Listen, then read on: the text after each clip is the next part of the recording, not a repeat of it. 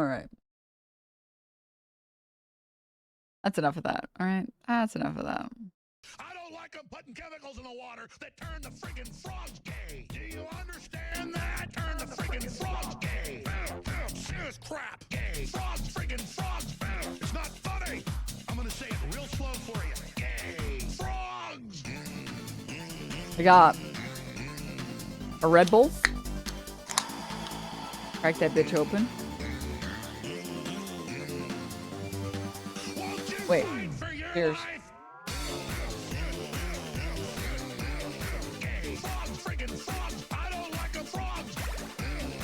Oh. All right. And that's what, and I'm thinking it's about time to start a great shit Saturday.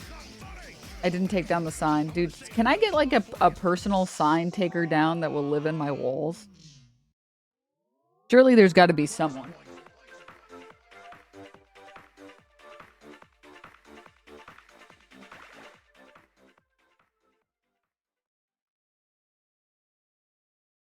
God, I've been on a cut recently.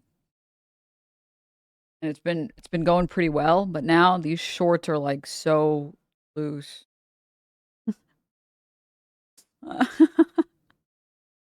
They look really silly. Okay. Go down, and then no one will see. Yeah, yep. No, I've been having a good cut. It's a good problem to have. Yeah, no, we're doing well. We're doing well. We're done. We're done bulking. It's cutting time for summer. All right, guys. They call her one shorts denim. She only has one short. She only has one. Do energy drinks not make you sleepy? No. No. Mm-mm. I'm pretty sure it's like a... Okay, I'm going to say something that's really... I'm starting off strong today on stream. I'm starting nice and controversial. In my opinion, it's not that caffeine makes you sleepy when you have ADHD. It's that caffeine helps you organize your thoughts so you don't feel like wired.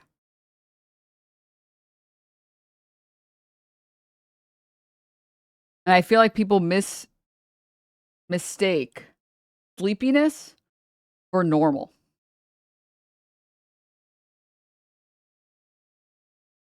Dude, your hair always looks amazing. It's making me so mad. No, don't be mad. I just curl it with a flat iron, so I should post a video one day eventually. But anywho. Wait, caffeine makes you sleepy if you have ADHD? Well, again, like I said, it doesn't make you sleepy. It just kind of puts you in like a normal state. Like, it just makes you feel like, oh, wow, I'm not, like, my mind isn't racing at a million thoughts a second. Huh. Cool. Nice.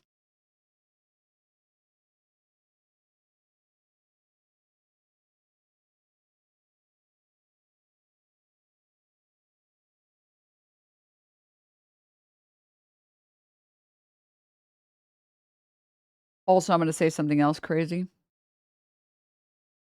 As a bald man, your hair pisses me the kirk off. Shut the fuck up. Also, I'm going to say something else that people are not going to like. We're starting the day controversial. I've said this before, but whenever people tell you that caffeine is bad for sleep, if you are the type of person that misunderstands that to mean you can't sleep with caffeine, instead of you will have worse sleep, don't live like that.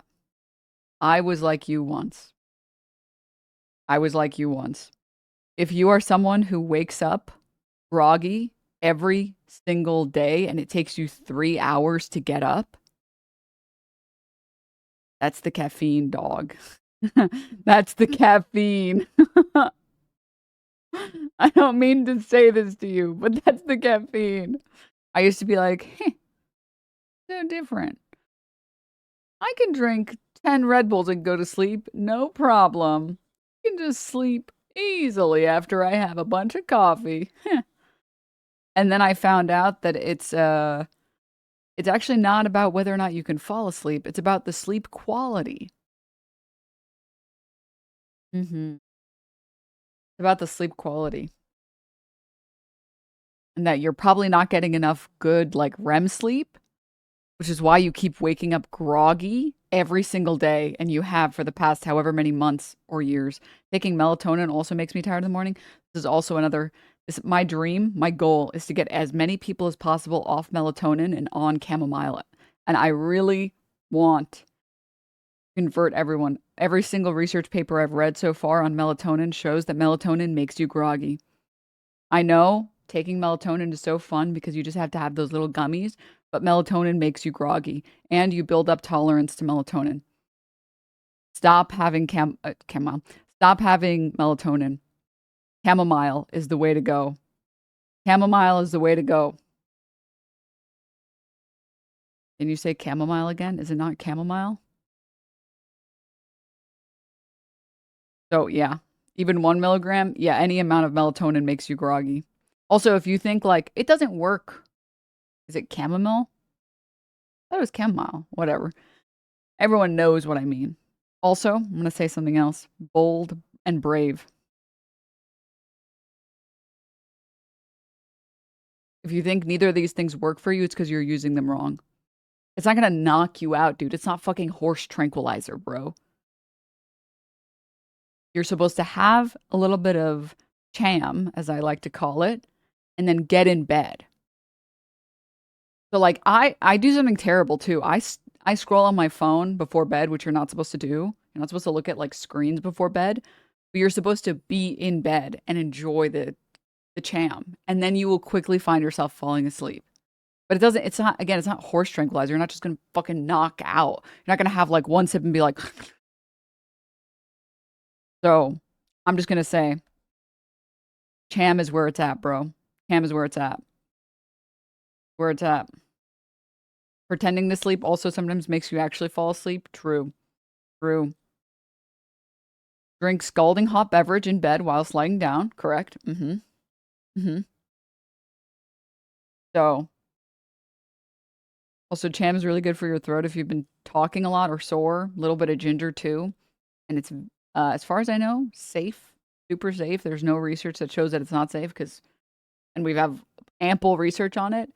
And the reason why I am so diehard is because I read about it, and apparently, like, it literally binds to the same receptors that Xanax binds to, which is why it's so effective. So if you're buying chamomile and you don't feel like the chamomile is working, try buying like chamomile flowers. Really? But with none of the negatives. So I just want you guys, it also works very well as a quick anti-anxiety solution. Correct. That also is true. Mm-hmm. Mm-hmm.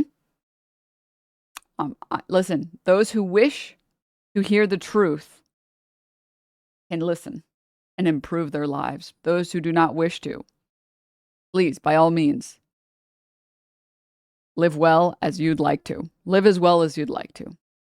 Eat flowers. Okay, got it. We're about to get half the chat to buy a whole tea infuser set tonight. No, no.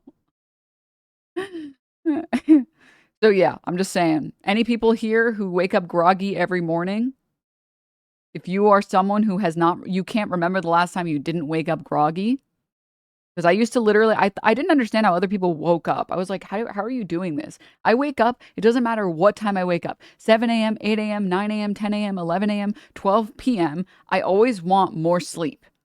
I always want to sleep for like 1 more hour, 2 more hours. And if I wake up, I always want to go back to sleep, and I do, and I still don't feel better after I sleep some more. And I was like, does everybody else wake up like this? I don't understand. And apparently, at least for me, it was because I was having caffeine 4 hours before bed. And also, if you're struggling to fall asleep, chamomile actually genuinely will help you. If you might have like sleep apnea or something. I don't have sleep apnea, so I don't know what that's like. In which case you have other problems that you have to figure out how to work through. But I'm just saying, if you don't have sleep apnea, yeah, that's the solution. And also melatonin is bad for you. Is this a big chamomile ad? I'm sponsored by Big Chamomile.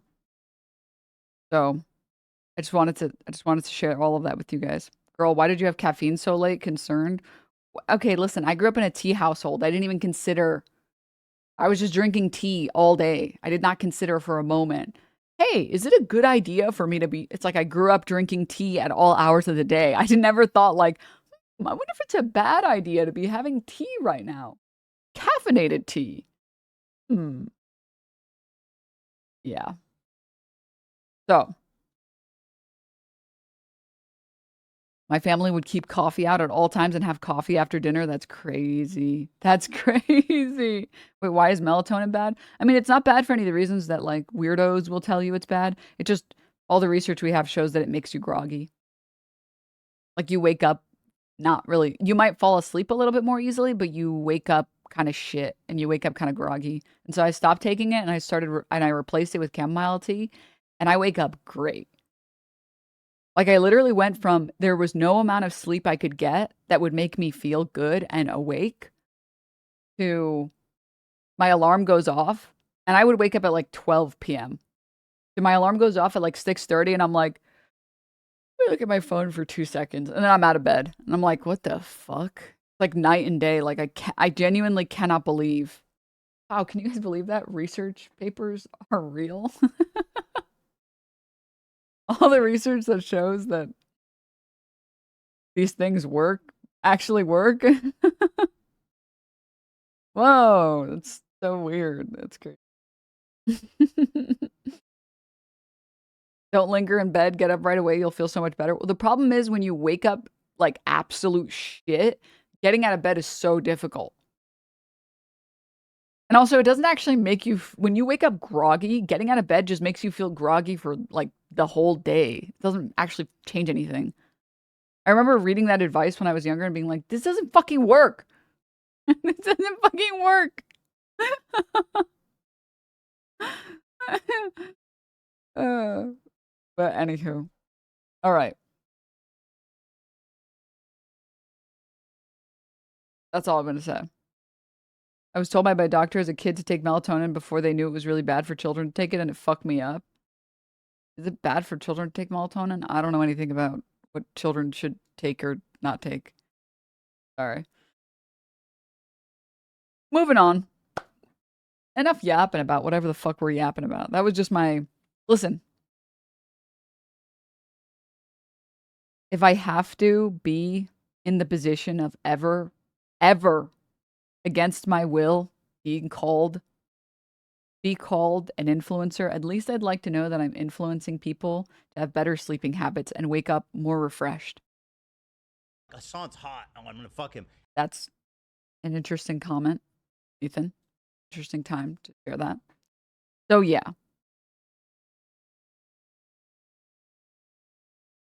Can't believe you're using evidence-based practice. How dare you? Wellness influencer. No. All right. Anywho, first and foremost, let me say, I'm not sure how many of you guys saw.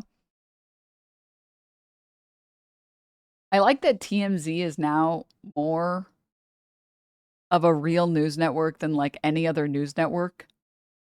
Like what what do you mean TMZ is grilling Pete Kegsbreath harder than any other major news network had?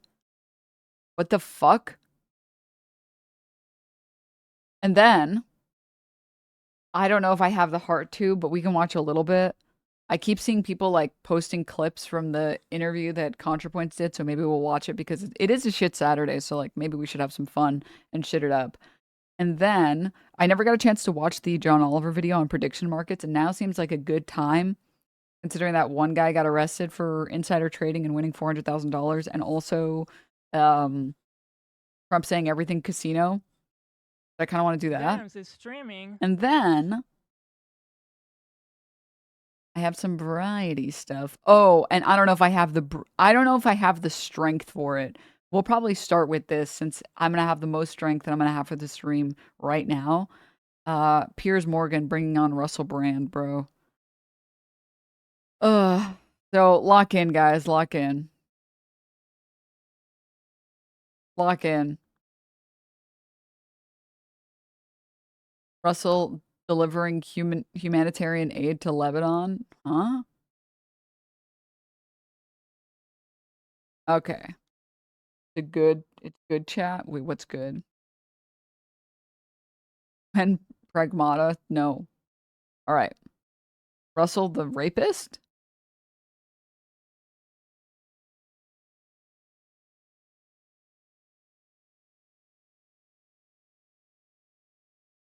I think that's the right one. Maybe I'm wrong.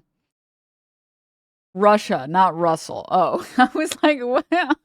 Interesting play.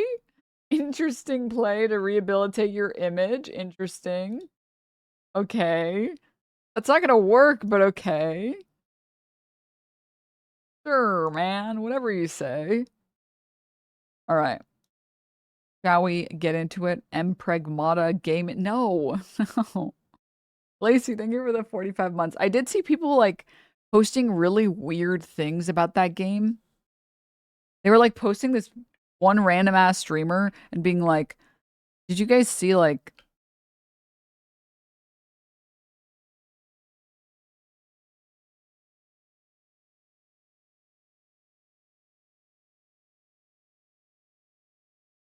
where is it? There was one post that was like doing crazy numbers that was so fucking bizarre. It was similar to this, but it was just from like the video on the right. And it got so many views. I'm trying to see if I can find it. Here we go. Sure, we can talk about this actually. I do want to talk about this. Actually, I do. Axel, thank you so much for the 5 gift subs. Precise Gameplay, thank you for the 37 months. Adapollo, thank you for the gift subs. Sharky, thank you for the Prime Soul. Thank you for the 47 months. Discharge, thank you for the 16 months. Mackie, Soon, Icarus, Stolas, Martin, on an operator. Thank you guys for the tier 1. All right. This was the post. It was this one. Pragmata is a psyop to counter decades of anti-natalist propaganda and bring up global birth rates. You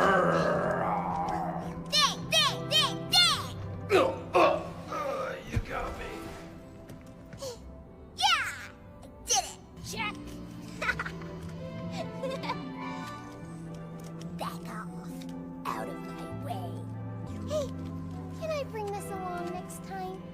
This water. Dude, I love when the conservatives play with their dolls.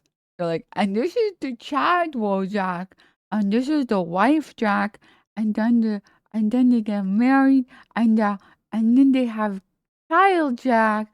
Like, bro, just go get some fucking Barbies, bro. That is the best!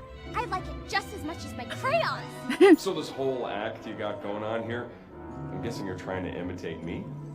Yep, that's right. I'm gonna need to watch what I say.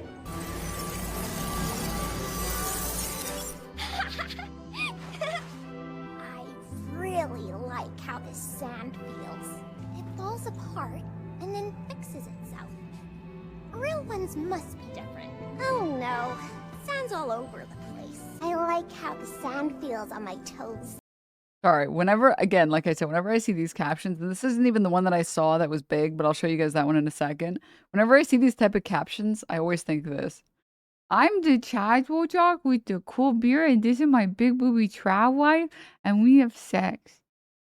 This is the only thing that I think of when I see these stupid ass fucking captions.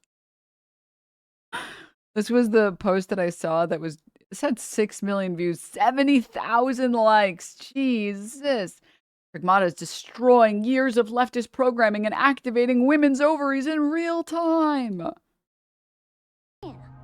Yes. You. She's so Diana. cute. You. Diana. You, Diana, you, Diana. Helmet on. Diana? Diana. Just puts his helmet on. He's like, mid-conversation, I'm out.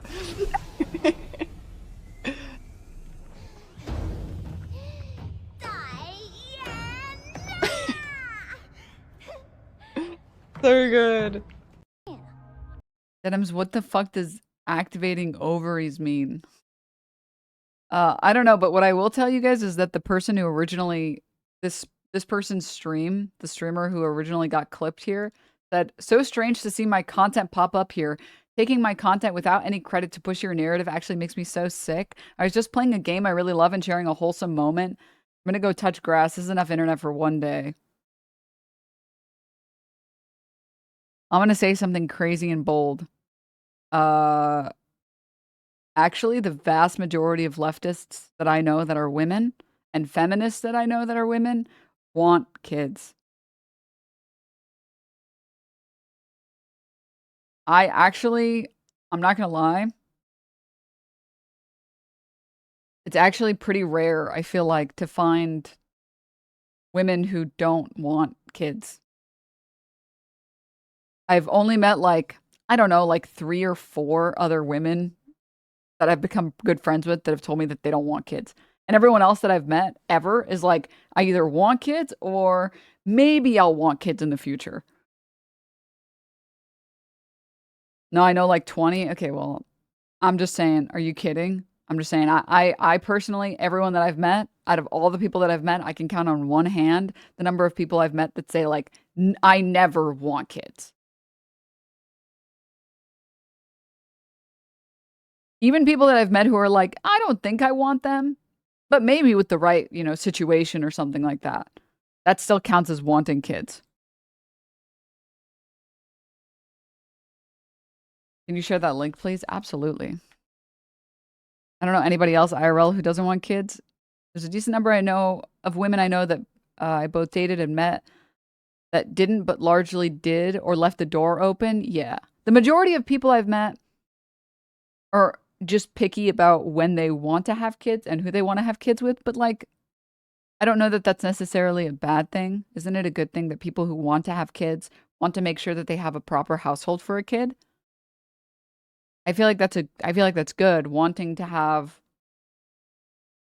your situation set up so that you can have kids or whatever.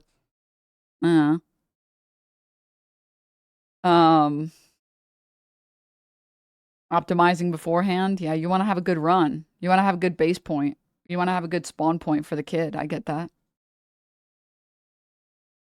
Any glorpers?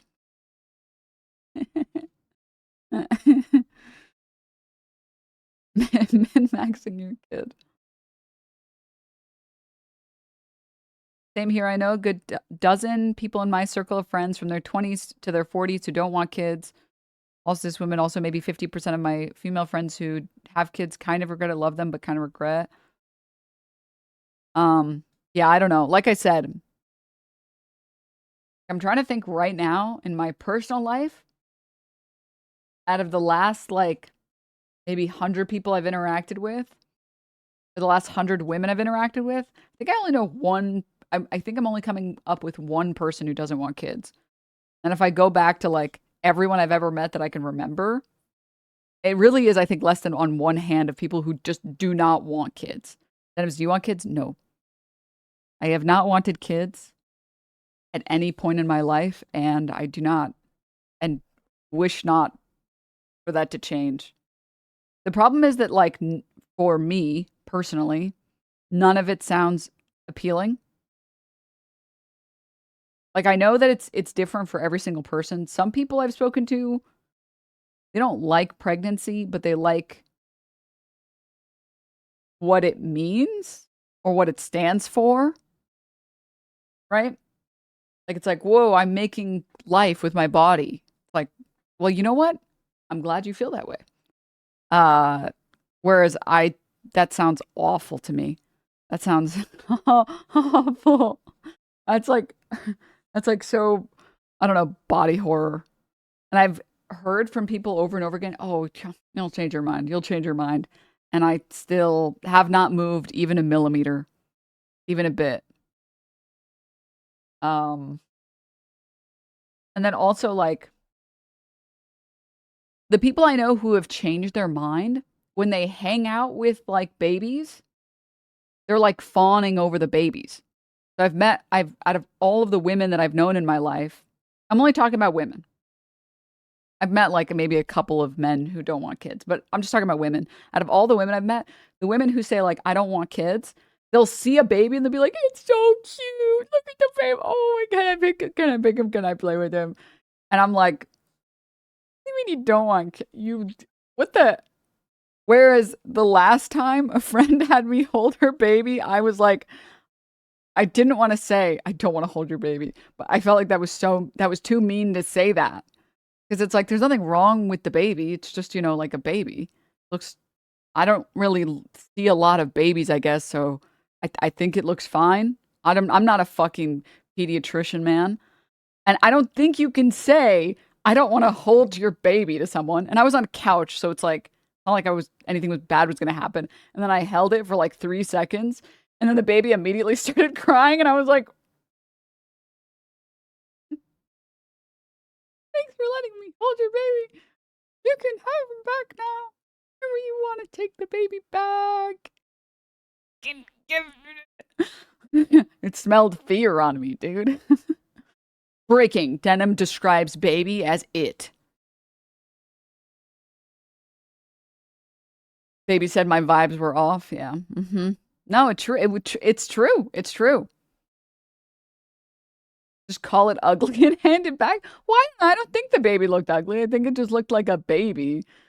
Kind of like all babies look a little ugly. I feel like that's just part of being a baby. Right?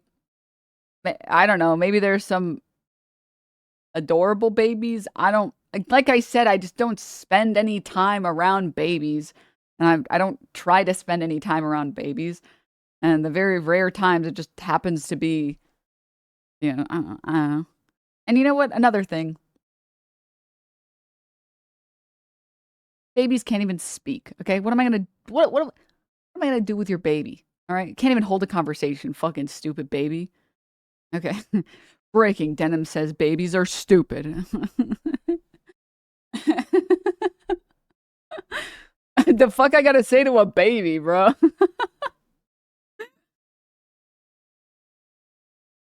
Alright, whatever. Yeah, I don't know. I think I've seen one baby ever that I've been like, that's an adorable looking baby. But I also don't think it was a baby. I'm pretty sure it was like a toddler. I was like, oh, look, it's got chubby cheeks. But it was also on a train station on the other side of the train station. So that's the only time it's ever happened. And every time I've been any closer to a baby, I'm like,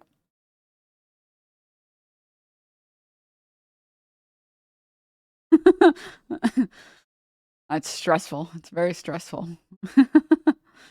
Uh, very stressful.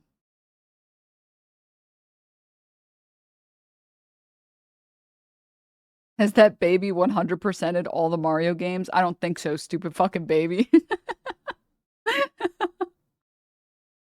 But also, like, who cares what? Like, the point that I'm making is that in my experience, the people I've met who don't want kids, usually when they say that they don't want kids, it's not that they don't dislike, it's not that they dislike having kids or that they think like they're doing they're doing feminism by not having kids. It's that they don't feel like their life is where they want it to be to have kids. Like, maybe they aren't married and they want to have kids when they're married, or maybe they don't feel like they have enough income to support a kid, or maybe they feel like they're I don't know, whatever particular reason, or maybe they just feel indifferent and they don't want to feel indifferent. Um, and I don't know that I've ever met anyone else in real life that doesn't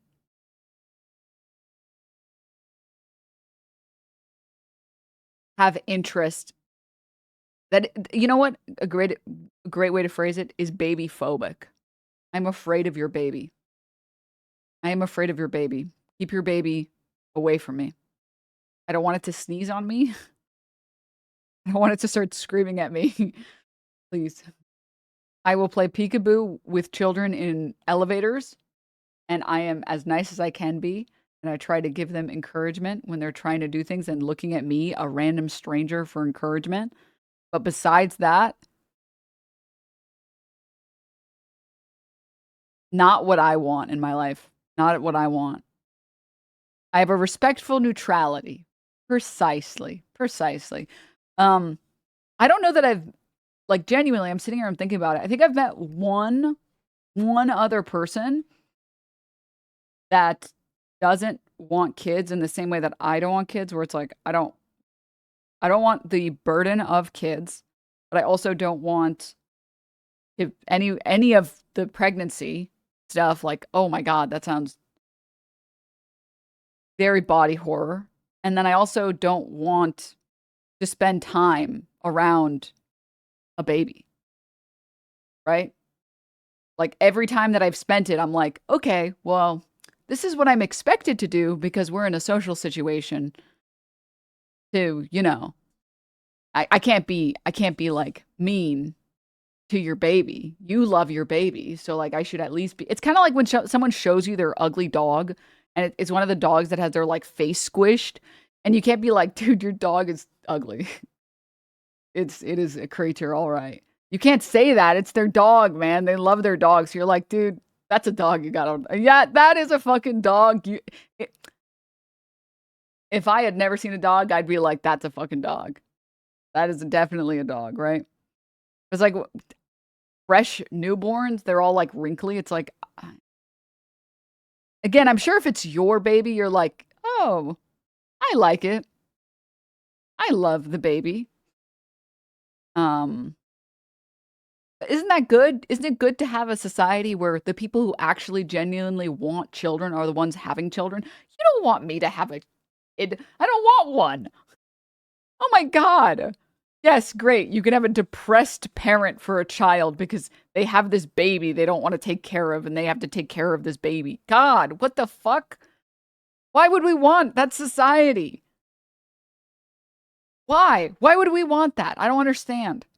Because that's what we've had forever. And that means that a bunch of kids were raised by parents that blamed them for their fucking upbringing or for their futures or whatever. Isn't that fucking terrible? Good news, postpartum depression is real. Isn't that horrible?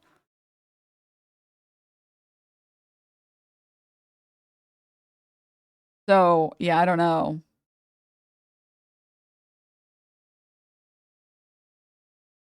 You should continue the Denims legacy.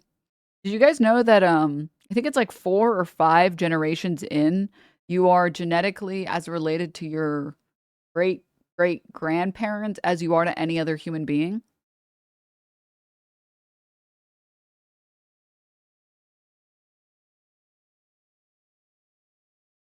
Isn't that kind of cool?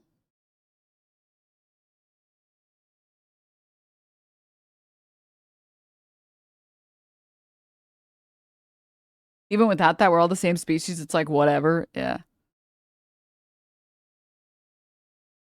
Also, medical bills from just birthing a child in a hospital is insane. Yeah. I'm related to Denims. Poggers. uh, Moving on, though. You don't want to be related to me. Moving on.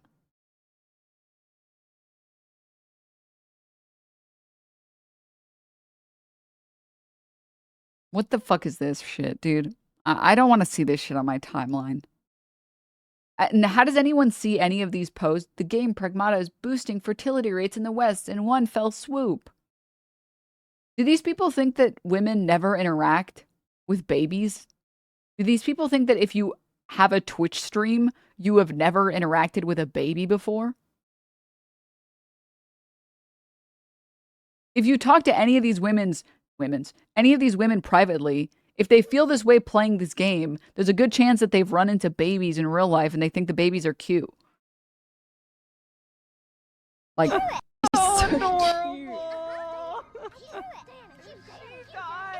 also, you gotta love the idea of like a person playing a video game and then that's what makes them choose to have a child.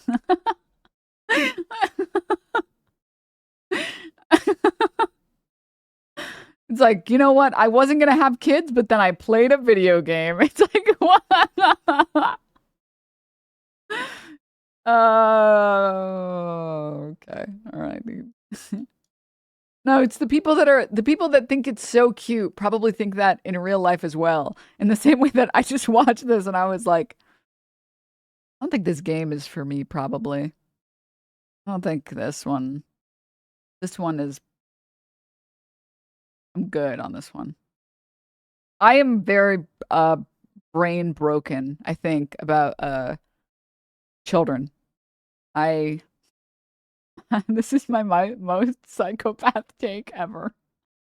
My most psychopath take ever is that I'm too ADHD brain to enjoy Studio Ghibli films. So every single one I've watched, I'm just like, I want to watch them on 4X. And then when I watched Grave of the Fireflies, I just didn't care at all. I didn't care about these kids. I didn't care. I was like, they should have made them adults. That's my most brain broken take. My most brain broken take. I was like, I don't what is wrong with you? I forgot to get the thing that makes you evolutionarily coded to want to extend humanity and humankind. I watched that and I fell asleep.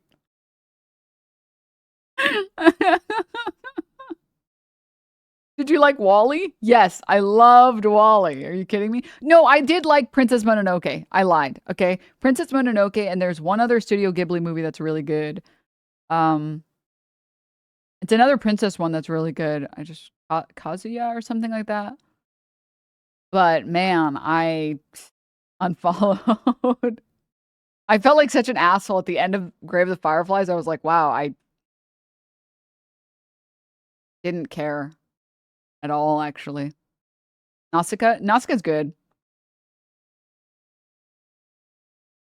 Mononoke, what about it?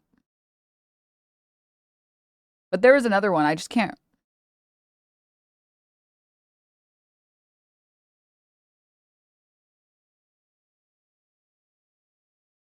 Kaguya is the movie. This one. Technically, it's not like a Ghibli film. It's like a fake Ghibli film. I think like the people who normally work on Ghibli films worked on this one. Princess Mononoke and The Tale of Princess Kaguya are both very good. These are like top tier for me. Highly recommend. Highly recommend. Oh no, Studio Ghibli did make this. It just doesn't look like a Studio Ghibli film. Production studio was, in fact, Studio Ghibli.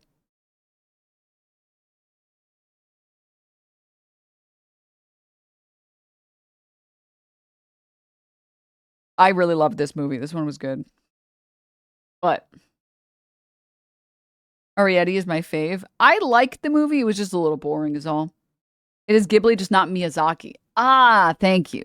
That's what I was looking for. I was like, why is it not considered a maybe that's why I liked it. I was like, finally, something a little bit more fast paced. I was going to say the bamboo one. This one's great. The animation is gorgeous for this one.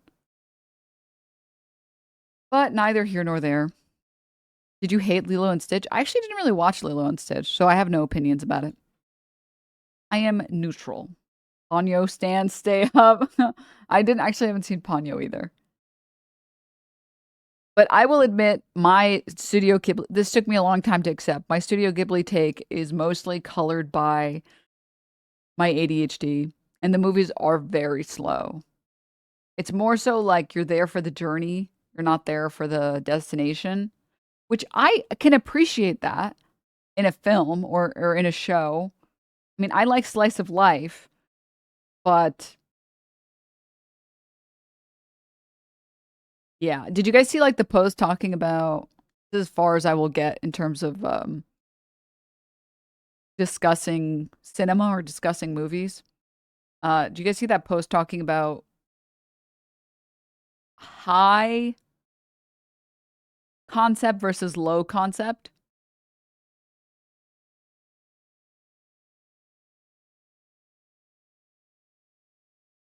Pull it up.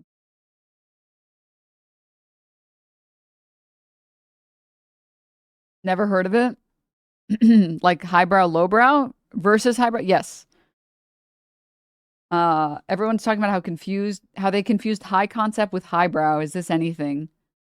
High concept is a type of artistic work that can easily be pitched with a succinctly stated premise. It can be contrasted with low concept, which is more concerned with character development and other subtleties that are not as easily summarized. The origin of the term is disputed. This shit changed my perspective on, and like improved my ability to describe what I like in media. So it has some examples here. Highbrow, high concept. And it's got Stalker. I don't think I've seen that. Some of these I've never even heard of. Arrival. I think Arrival's the only one here that I actually know that it's considered high concept, highbrow. High concept means like, and the way that they described it was that it's got a punchy pitch. So let me see if I can see in the description. You may disagree about the exact placements, but I basically used punchiness of pitch on the x-axis. So a high concept would be Snakes on a Plane, medium, vignettes from 1960s newspaper, low, a show about nothing, and y-axis is basically how not embarrassed people are to say that they like it. So you can see lowbrow, high concept, Sharknado, Snakes on a Plane. Snakes on a Plane is peak high concept. There are snakes on the plane. And it's got like Idiocracy here, The Purge, Bruce Almighty, Freaky Friday. Those are all high concepts, easy to describe, but they're kind of lowbrow. And then you've got stuff in the middle between highbrow. Really, I would consider, well, Westworld Season 2 colors people's opinions so hard. Low concept. I don't even know some of these movies, bro, and shows. I don't even know what the fuck. Seinfeld is pretty low concept. People hanging out. Friends is low concept. People that hang out. These people hang out in a New York City apartment. I disagree with Knives Out. Knives Out does not feel low concept. Knives Out feels very high concept. It's a murder mystery. What more is there to say?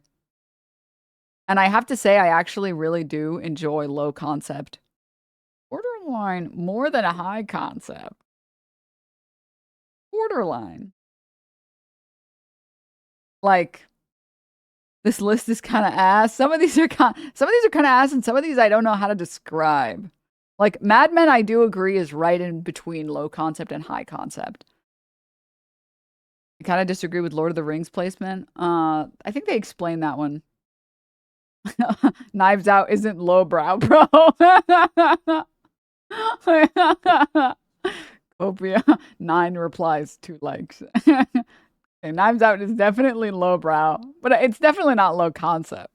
No, yeah, it's definitely not low concept.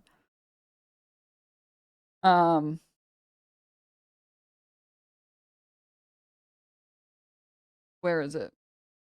There was someone else who disagreed with Lord of the Rings, but it was higher up. Oh, I skipped past it. Oh. How the hell is Lord of the Rings lowbrow? Wait. But no, I'm talking about someone describing it as low concept.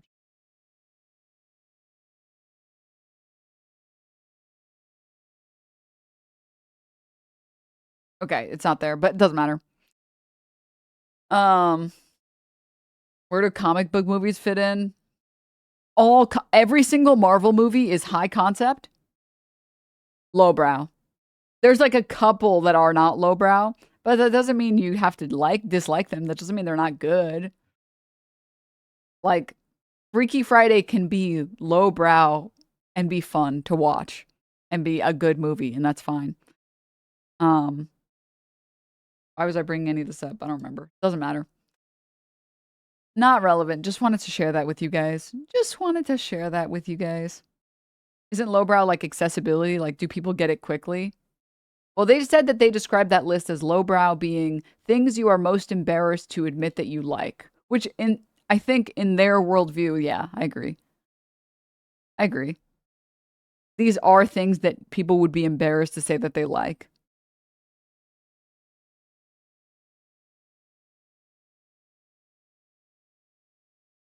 I feel like if you can have a good low concept movie, that's more impressive than having a good high concept movie.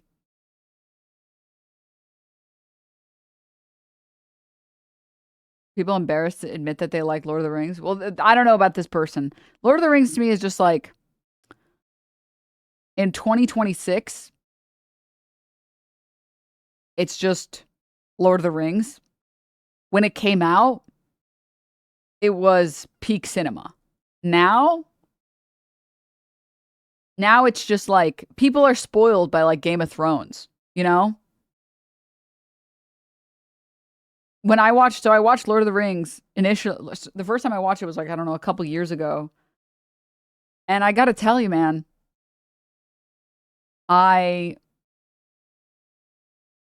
where's the Denims Twitch stream here? I gotta tell you, I didn't dislike the movies. I thought that they were fine, but everything was predictable. It's like, and then they're gonna do that, and then this is gonna happen, and then this, and then that, yep, and then that, Shocking. Okay, all right. Yep. It started the genre, so it became the template for so many other high fantasy pieces. So it's no longer exciting or enthralling after you've seen a billion other high fantasy pieces. So it's no, like, when it came out, it was, I'm an Ethan fan now. No!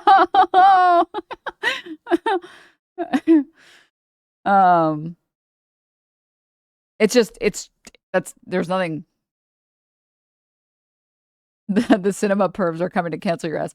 But again, Denims is just describing power scaling. Literally, I'm sorry, it's just power creep. It's just movie creep. Like, I've seen this movie 100 times. There's nothing wrong with it, but I've been spoiled by so much high fantasy media that nothing in here is new.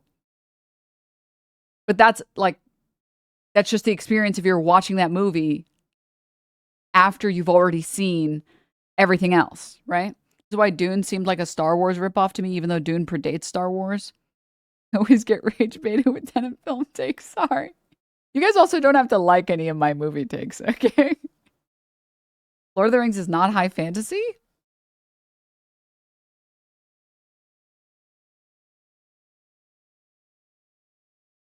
Sure, it's rage baiting me. Are you rage baiting me? I'm pretty sure Lord of the Rings was like I'm pretty sure Tolkien literally made he didn't literally make the high fantasy setting, but he like popularized it. I'm pretty sure like Lord of the Rings is like the archetype for high fantasy. People would just really say anything. Message sent from my magic cauldron.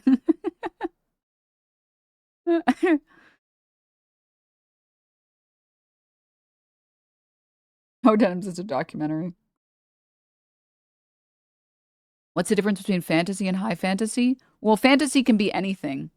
High fantasy is specifically referencing, like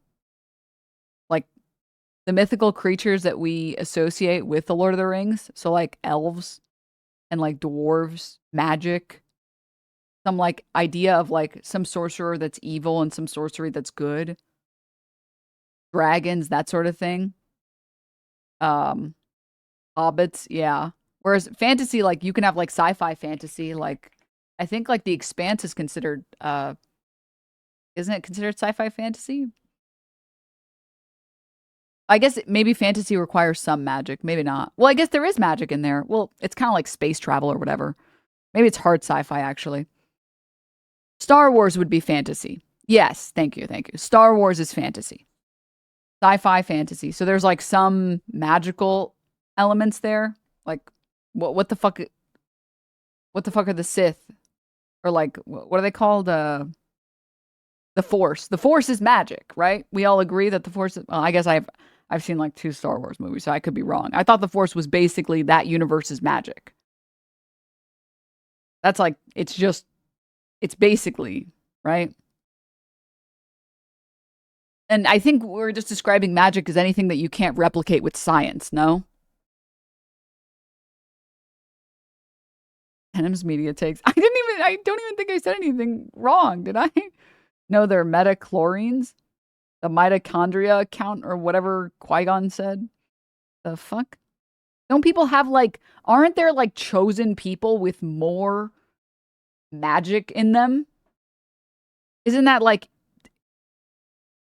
you can't just make somebody else more powerful and have more powerful force with like cyborg extensions or something, right? Like you can strap on a bigger gun on your Star Wars mobile, but you can't like make somebody else with tech. Maybe you can. I don't know. Maybe you can. I actually don't know anything about Star Wars, so maybe if you get like, do the Star Wars characters have like transhumanist attachments that let them have more force power? I thought you had to be like force sensitive, which is kind of magic, no? Because isn't like a lot of the basis on magic is like you're kind of born with magic or you're like not born with magic. At least sorcery is that way.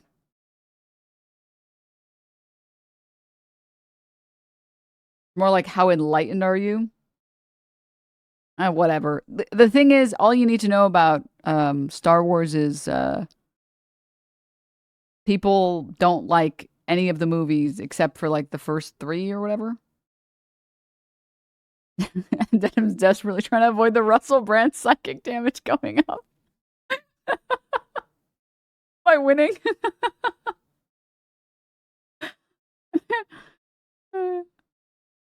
Okay, moving on.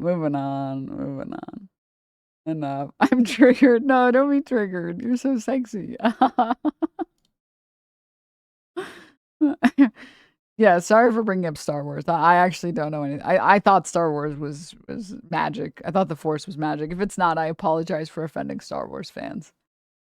You know what's fantasy? Avatar. Last Airbender is magic. And you know what it's not? It's not high fantasy. It's fantasy, you know, bending objects or like elements. That's magic. That is effectively magic. People are either born with bending or they're not born with bending. And there's a spiritual realm. It is fantasy. It's not high fantasy. I know enough about that, so I don't need to get anyone concerned about it. I think Lord of the Rings, or sorry, I think Atla is high fantasy. What? No. I don't think so. Pretty sure it's not high fantasy. Avatar is real? No, the Avatar is real. You're correct. That's definitely not high fantasy.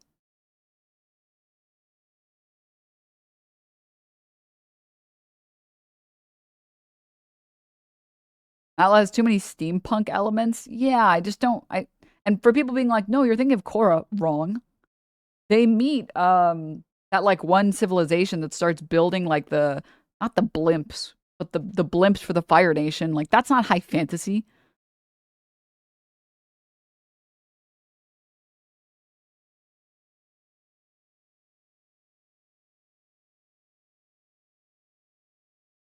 There are airships. That's steampunk. Exactly.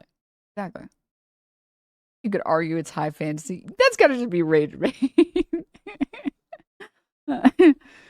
Listen, guys, as long as we can all agree that J.K. Rowling ruined Harry Potter, I think we're in good hands here. I can't believe that. You guys know I went and I finally watched those movies, and I was like, okay, first of all, why are the last 3 movies so gray? I get like the scenes where people are dying or whatever can be great. Why is the whole movie gray? What is happening? Can we add, I know you guys we lost the technology? Why is it all gray? Oh, the color grading in like the last 2 or 3 is so gray. It's like, come on, they're having fun in this scene. It should have some color in it, bro. Whatever. But man, I would be so mad if I was like a Harry Potter stan. I'm kind of glad that I never became a Harry Potter stan. Because can you imagine you fucking love this piece of media and then this transphobic bitch is like, actually, I don't think trans people are real. What the fuck? Actually, did you guys see that one video of that transphobe outside of a bathroom being like, someone help me, please. There's a man in the women's bathroom, please help me, help me. And then a bunch of people come and then they realize it's a trans woman and they're like, what the fuck are you on about, lady? And then they just leave. It's so weird. It's so weird. And then like the trans woman, which we don't even know if it's a trans woman, by the way, just leaves immediately. The AI video? No, it was like this British lady. I don't know how many of you guys saw this shit. It was like, it was offensively cringe. I think it was a British, I'm pretty sure it was a British lady. Was it this one? It was this one here. In there. It doesn't matter then if he's stuff as a lady.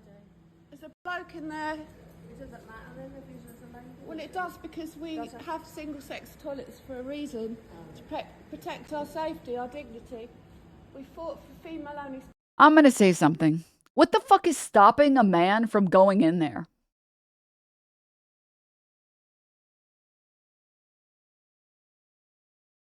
If there's a man, a cis man, a straight cis man who is also a rapist that wants to go into a woman's bathroom, what is stopping them from doing? There's no barrier.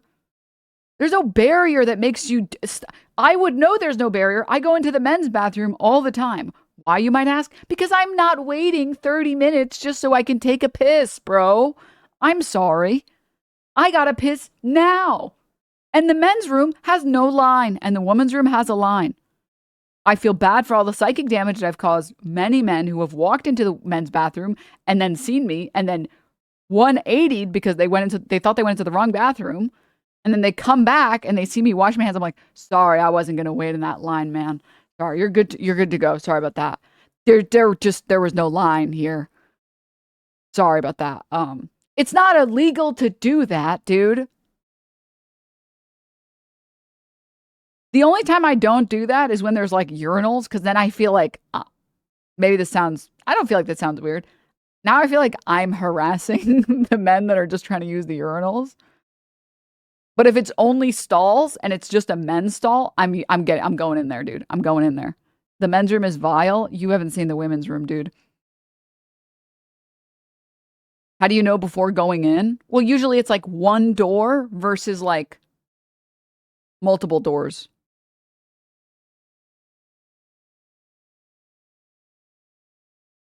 Right? It's not that big a deal, man. I used to clean bathrooms at a mall. Women's restrooms are a house of horror. Yeah, they're not good. They're not good. It honestly is like, if the men's bathroom is bad at that particular location, the women's restroom is as bad. Do women smear shit on the walls? Okay, they don't do that, but then there are other things that cause problems. But I went into the women's bathroom once, not because I really had to poop and they were all occupied in the men's room. And I don't see what the problem is, man. Because the reality is, if a rapist is going to walk into a bathroom, you really think the invisible barrier of not being trans is going to stop them? Hello? Faces. We're not letting blokes in. So I'm hoping the staff here are going to do something about this. He's hiding in there now. He's probably having one. He's hiding in there. Do you mean using the bathroom? Oh, that's what they do. They get a thrill out of violating women-only spaces. Can you go in there? I can't go in now. Why? Because I can't get people out of the public toilet. He doesn't belong in that toilet. Could you help, please? There's a man in the ladies' toilet. There's a man in the ladies' toilet. Yes, there's a man in there. Please, could you get him out? Oh.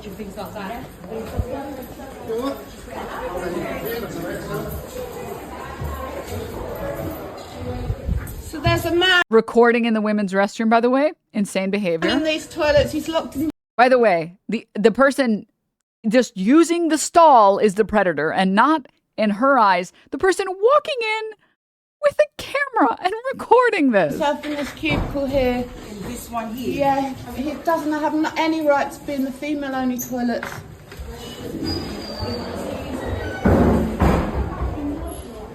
It is a man. Is it?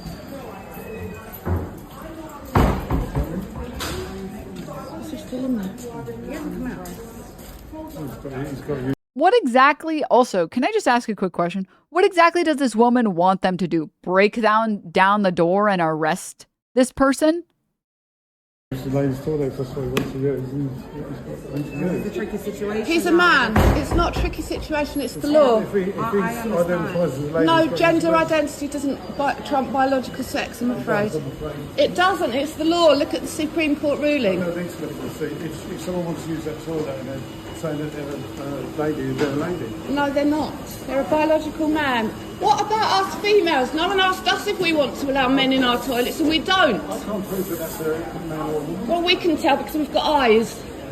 We can tell. I love the we can tell people. We can tell people love to tell you that they can tell when someone is trans, except when a biological woman, a cis woman, gets fired from Walmart for using the women's restroom and looking tall. Walmart fires 6'4" cisgender woman threatened by man who she thought was trans. That's right, guys. A cisgender woman Walmart employee, who says she was verbally assaulted in the female restroom by a man who mistook her for a transgender woman, was fired because she reported the incident to the wrong supervisor and created a security risk.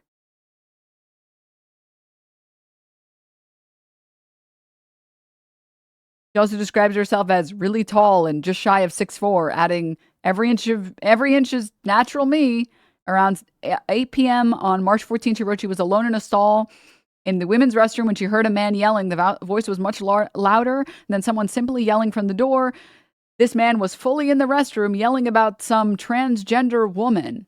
Davis said that the man yelled he was going to beat them and was going to protect his wife and girlfriend from them, while his wife or girlfriend were pleading with him to stop and leave before they got into trouble. Davis wrote she was scared and froze, not knowing if the man was going to physically assault her. I was the only one in there, so it seemed pretty clear he saw me enter the restroom and assumed I'm trans because of my height. It was really terrifying. I wish no one else ever has an experience like that. The man eventually left, and Davis was able to leave the restroom and return to her workstation. My immediate supervisor came by and noticed I was visibly shaken. After taking a few moments to calm myself, I told her what had happened. I didn't go home until my shift was done, 10 p.m. Less than a week later, I was fired. The reason given for her termination was that she didn't report the incident to a salaried management employee and therefore created a security risk.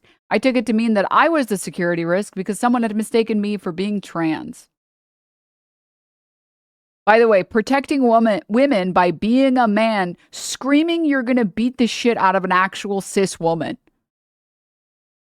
Great job protecting women. Congratulations. Congrats. Absolutely amazing stuff here. I can always tell people. Me when I can always tell screams at cis woman who's been a cis woman her whole life. I can always tell.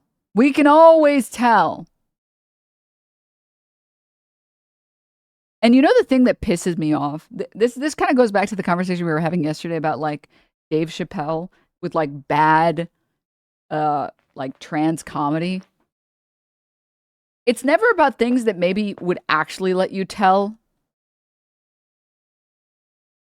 I'm going to say something bold and brave. Okay? This might be too bold. This might be too brave. You would think the I can always tell people would pick things that you can actually tell. But it's always like, I can tell from your bone structure. It's like, no the fuck you can't. It's never like, I can tell because you're wearing really ugly thigh highs that kind of don't fit your frame and don't match your outfit and look like they were bought off of Amazon. Girl, please get better quality thigh highs. Girl, I respect your decision to buy thigh highs, but those are not giving anything. They are not cunt. They are not serving. They are not eating. You are chopped right now. You have to put those away. Get some nice high quality thigh highs. All right. But it's never that. It's never like, I can tell your fashion sense has not been developed. It's like, I can tell because your maxima is recessed and you're tall and your brow bone is, it's like, what the fuck? What? And just hate crimed us. Sorry, my bad. Listen, everybody has to go through, listen, this is just like, I'm going to say something even braver. It's kind of like part of womanhood that you have to spend a bunch of time wearing clothes that look horrible on you so you can realize.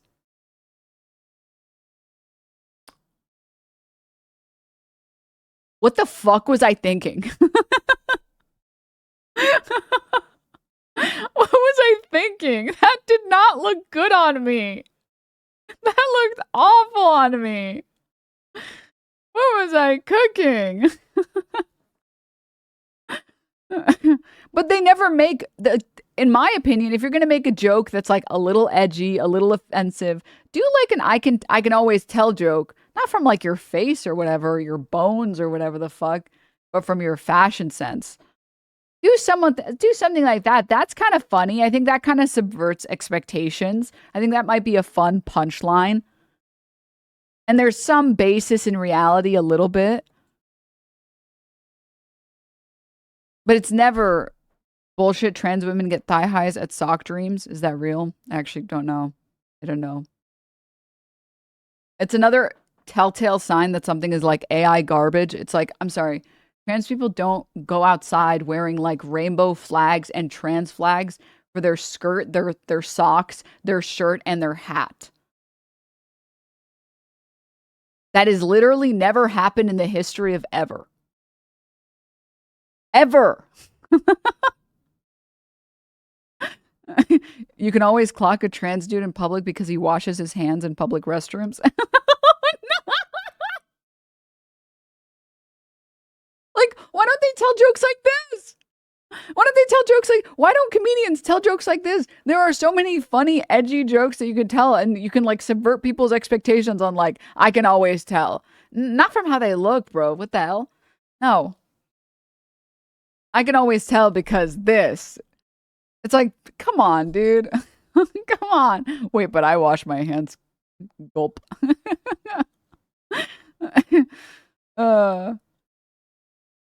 It's not hard to not punch down. And they're like, well, it's because you just are offended. I'm making trans jokes. It's like, no, it's that there's no joke. The problem is that you're not actually telling a joke. You're just doing like man in dress over and over again. It's boring. But anywho. Yeah, this was a really funny video. You gotta love this trans woman, or maybe not a trans woman, by the way. Let me just say really quickly, like, she literally just like walks away. It's like, okay.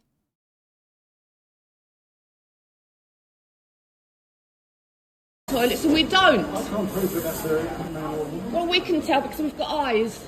We can see that's a man. I can't see it's a man. I don't know it's a man. If it's identifying as a woman. It's a biological man. We have eyes, we have ears. How do you know? Because I've got eyes, mate. Oh, that's what you feel. And ears. Can you stop filming me? No, I won't.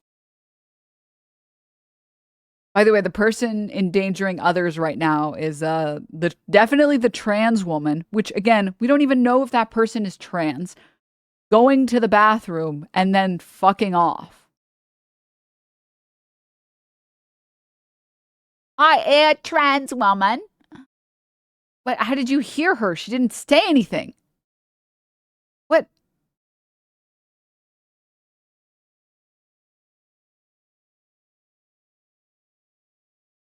Well, I'll be sure to tell that to this woman who was threatened by some random dude that said that they were going to attack her for being trans. Meanwhile, she's literally cis. I'll be sure to tell that to all of the cis women who have been called trans over and over and over again that are literally not trans. For sure. No, for sure. Because famously, tall women have never existed, and famously, quote, masculine-looking women have also never existed. Famously, women with deep voices have never existed. It's just such a fuck off. Yeah, famously, women never grow hair on their bodies or on their face, ever. Uh-huh. So pathetic, dude. It's just so cringe.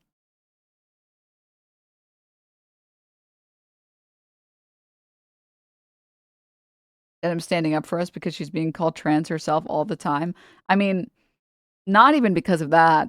I don't really care about being called trans. I think it's funny. I think it's funny that they call me trans, that transphobes call me trans. I think that shit's hilarious. It's like, this is the best insult you could come up with. This is pathetic. Come on, dude. You're getting out insulted by like teenage girls that I went to middle school with. I'm just standing up for trans people because they haven't done anything wrong.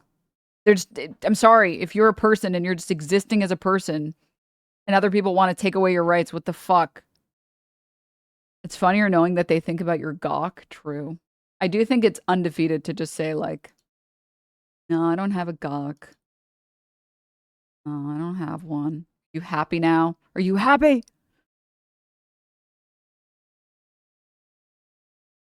I don't like it when people say, I'm not trans. No. Like, I always think about that one Lady Gaga quote where it's like, would that be so terrible? Would it really be so terrible?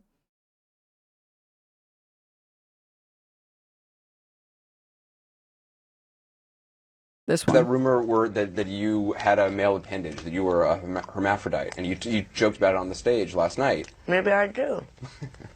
But it's interesting. Would it be so terrible? But it's interesting. A lot of artists would immediately put out some sort of statement saying this is absolutely not true. You have fun with it. Why the hell am I going to waste my time and give a press release about whether or not I have a penis? My fans don't care, and neither do I. That rumor. This is how I feel when people are like, Adam's apple? Your voice is really deep. It's like, okay. Would that be so terrible? You think I give a shit that you think I'm trans? I don't care. Would it be so terrible to have a gawk? Would that be so awful? I don't think so. Yeah, it's big too. And it's super veiny, bro. I would fucking penis mog the shit out of transphobes. If I had a penis, I would be penis mogging every day. I'd be bulge mogging every fucking day. Holy shit. Is veiny better or worse? I actually don't. I don't know. I don't know.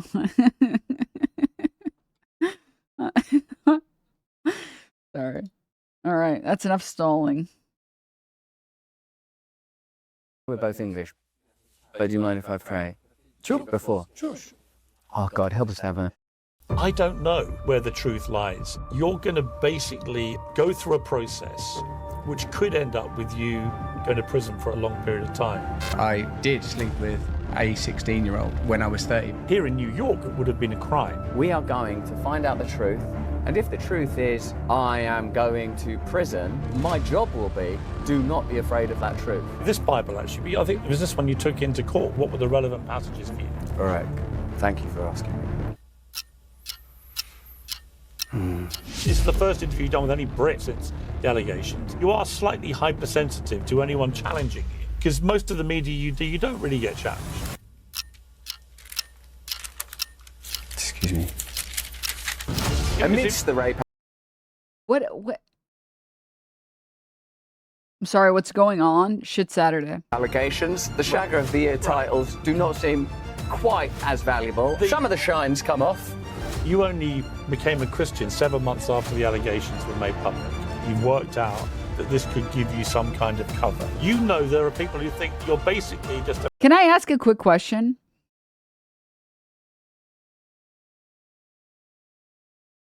Fuck you, Spin Dash, for making me read that and agreeing with it. Can I ask just one quick little question? How did anyone see Russell Brand and not see, like, cult leader rapist? I feel like it was easy to clock that from, like, a mile away. Like, he literally looks like the exact type of guy that would make a cult so he could rape a bunch of people. Like, literally how? Like, how do you see that and not think, yeah, that guy is definitely a fucking freak? Same Jared Leto look? Yeah, it's like, I'm sorry. I'm sorry to all the dudes who wanted to rep this look. These people ruined it. I'm sorry. Manson look? It's just...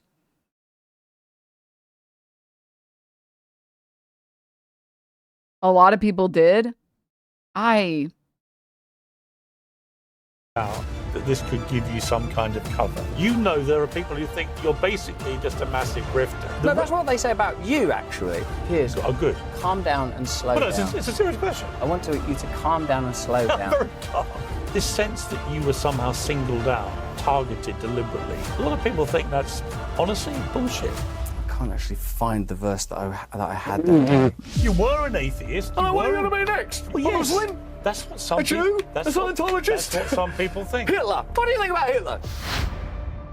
Russell Brand means many things to many people. He's the boisterous comic with a silver tongue and a savage wit. He's the eccentric British movie star with... Savage wit? Big words and even bigger hair. To some, he's a fearless truth seeker. To others, an oddball conspiracist. But no, his hair is just ratty as hell. He's reviled or revered, and it's usually one or the other. Almost everybody finds him fascinating. And in recent years, his mutual embrace... I actually find him very... What is this glaze fest? What the... Just give him the blowjob already. Also, tell your fucking makeup team to bring your fucking foundation down to your neck. It looks ridiculous that your face is flesh-colored and your throat is red. Please, God. Of Sorry to make all of you in see America this. has kept people guessing. So too has the very public conversion to Christianity, which forms the subject of his new book. And surrounding it all, of course, are the very grave allegations that he's now fighting, all of which will make for, I'm sure, a very interesting, uncensored interview. Russell Brand joins me now. Russell, good to see you. It's good to see you too. It's sort of weird to see you in this context because I first interviewed you in 2006, 20 years ago. We sat and did an uproarious interview for GQ. I'll come to that in a moment. We did another big one for ITV, for my life story show about your whole extraordinary life. We did a big one at CNN. James, do you want just the highlights? You don't have to subject yourself to this. If you know the best sections, that would be dope. I was just going to watch at least the intro, and then I was going to hover over these sections, and then we would go piece by piece. Here in New York, when your divorce from Katy Perry was just coming through. Gotta go. So I feel like I've been around your world, your orbit. And I've seen you at lots of events and things along the way as well. But I don't really know you. Like, I know a bit about you. And I know you in a media context. I don't really know you. I wouldn't consider myself to be your friend. Okay, good play, Piers. I also would try and distance myself from the guy who admitted that he had raped a 16-year-old when he was 30. I think that would be good. Remember when Megyn Kelly was like, you have no excuse for being 30 and having sex with a 16-year-old, and now this is Megyn Kelly?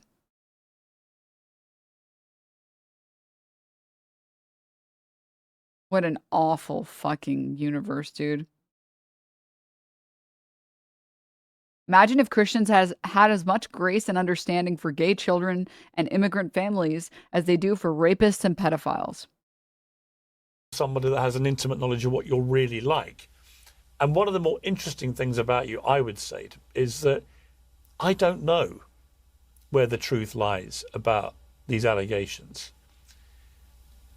And I don't want to try and find out whether my instincts are one way or another. We can't talk about what's coming in October, the case, for legal reasons. It wouldn't feel right to me anyway to talk about it because you've got to go through the due process. But as we sit here, you're innocent till proven guilty. I believe fundamentally in that principle. He said that he did. What are we doing? This is giving people who continue to defend Dr. Disrespect after he said he communicated inappropriately with a minor. It's like, brother, bro, he already said the bad part already out loud. Entitled to due process. And to those who will criticize, as I'm sure some will, the mere fact I'm giving you a platform and interviewing you, I say that this matters, that due process matters, the presumption of innocence until proven guilty matters. And so in the context of that, I'm very happy to talk to you. But given I've known you so long, my first question is just, How are you feeling about the fact that I'm so glad we're asking the pedophile how he's feeling. Innocent legally is different from innocent morally, and it shows, correct? The age of consent can be 16 in the country and doesn't make it what he did morally acceptable. in a few months' time in a southeast London courtroom with 12 jurors sitting there, you're going to basically, over a period of about 2 months, go through a process which could end up with you going to prison for a long period of time if you're convicted. It's hard to imagine on a human level a more tumultuous thing to happen to you, not even given what you've been through in your life. So how are you feeling about it? Tumultuous is a perfect word because it is like a storm.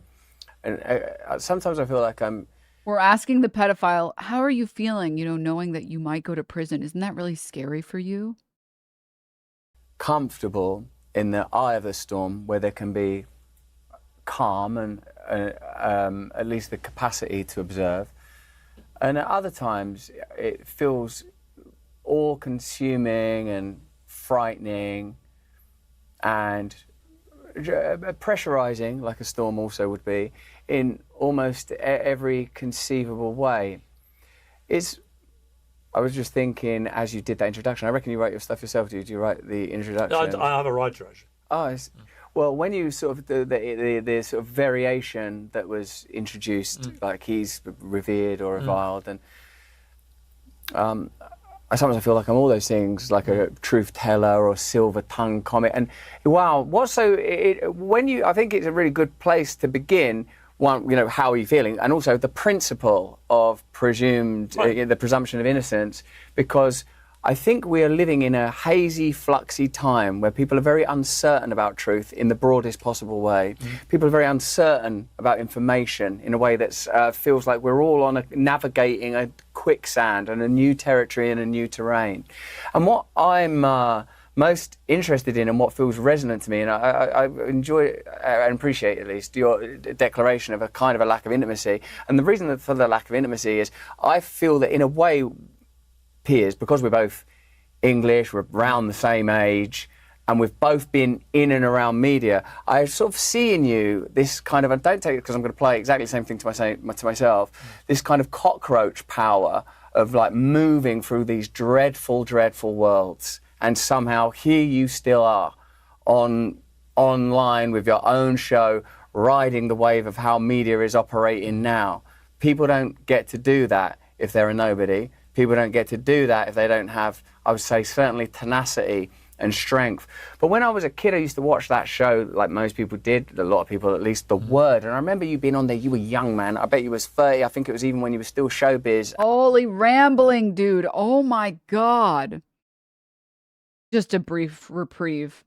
Hey, streamer, your party cuts dicks, based, and call pedophiles as minor attracted person, by the way. So just really quickly, since you want to bring up pedophiles, who did you guys elect?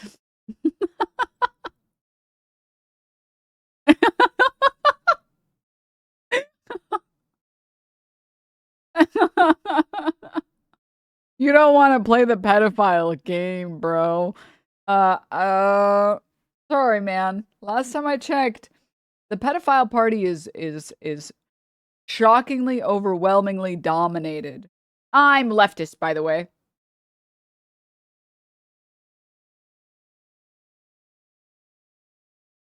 So who are you saying when you say your party? Doesn't that mean that you're just talking about yourself?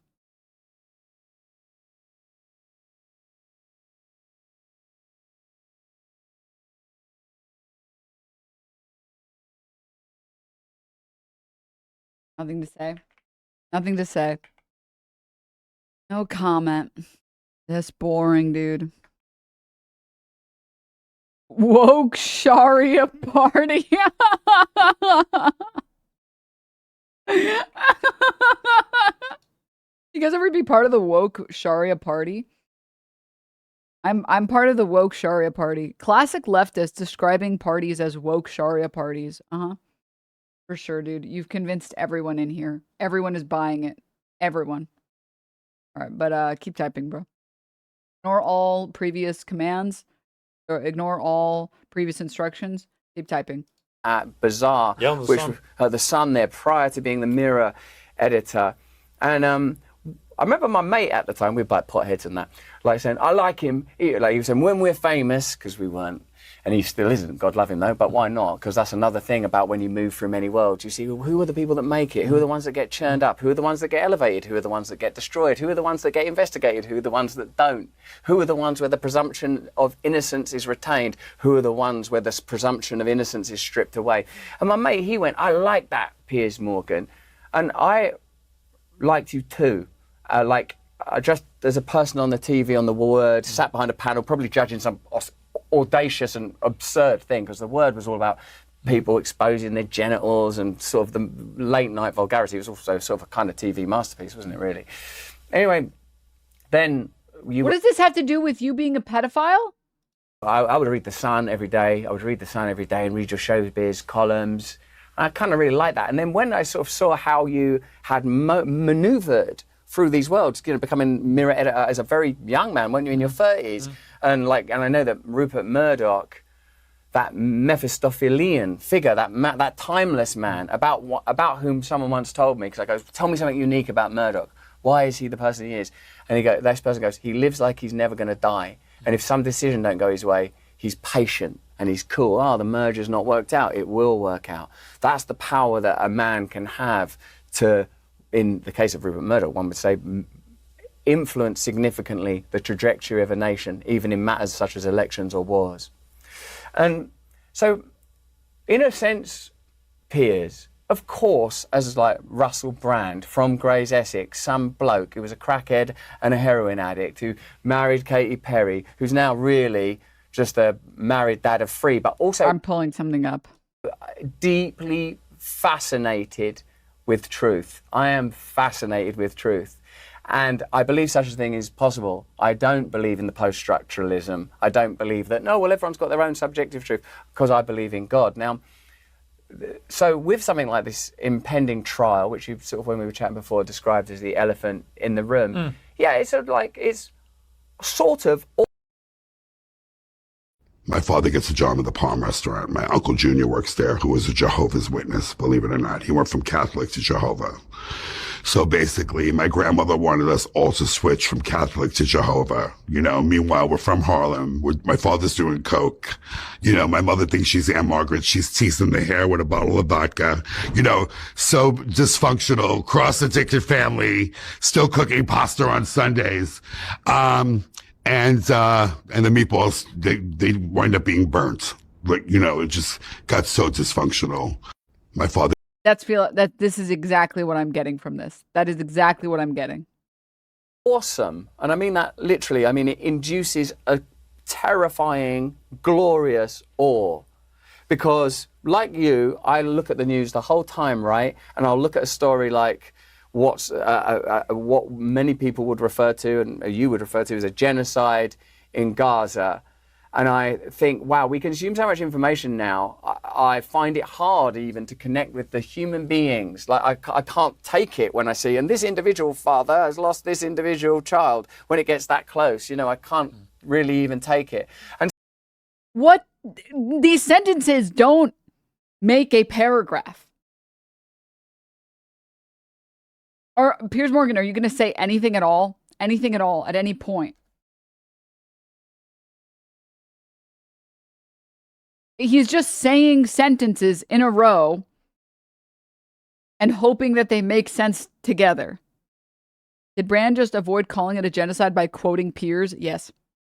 If you say enough words, you just become correct. I guess I didn't think about it that way. Wait a minute, yeah. Let him ramble and then just go, what? Like, genuinely, what does watching the news and seeing a genocide in Gaza have to do with you being called a rapist? For starters, we're trying to bring this back to the original point. But even just outside of the original point, say What does that have to do with this sentence? Things. Like I can't take it when I see, and this individual father has lost this individual child. When it gets that close, I can't really even take it.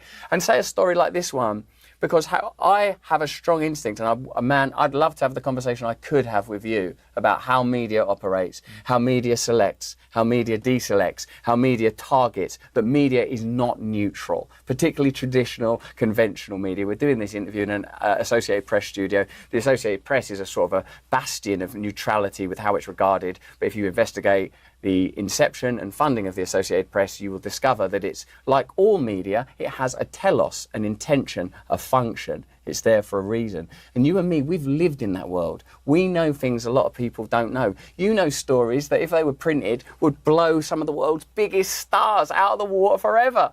We know that. We live in that world. And more and beyond celebrity gossip, even though, gosh, to this day people are fascinated and allured by it, important stuff, man, about corruption and the world's most powerful people. We know it, and it's hard to communicate it. Sometimes it's difficult to corroborate it. Sometimes it's imprudent to say it because of personal reasons. You've got to survive in this world. You have survived in this world.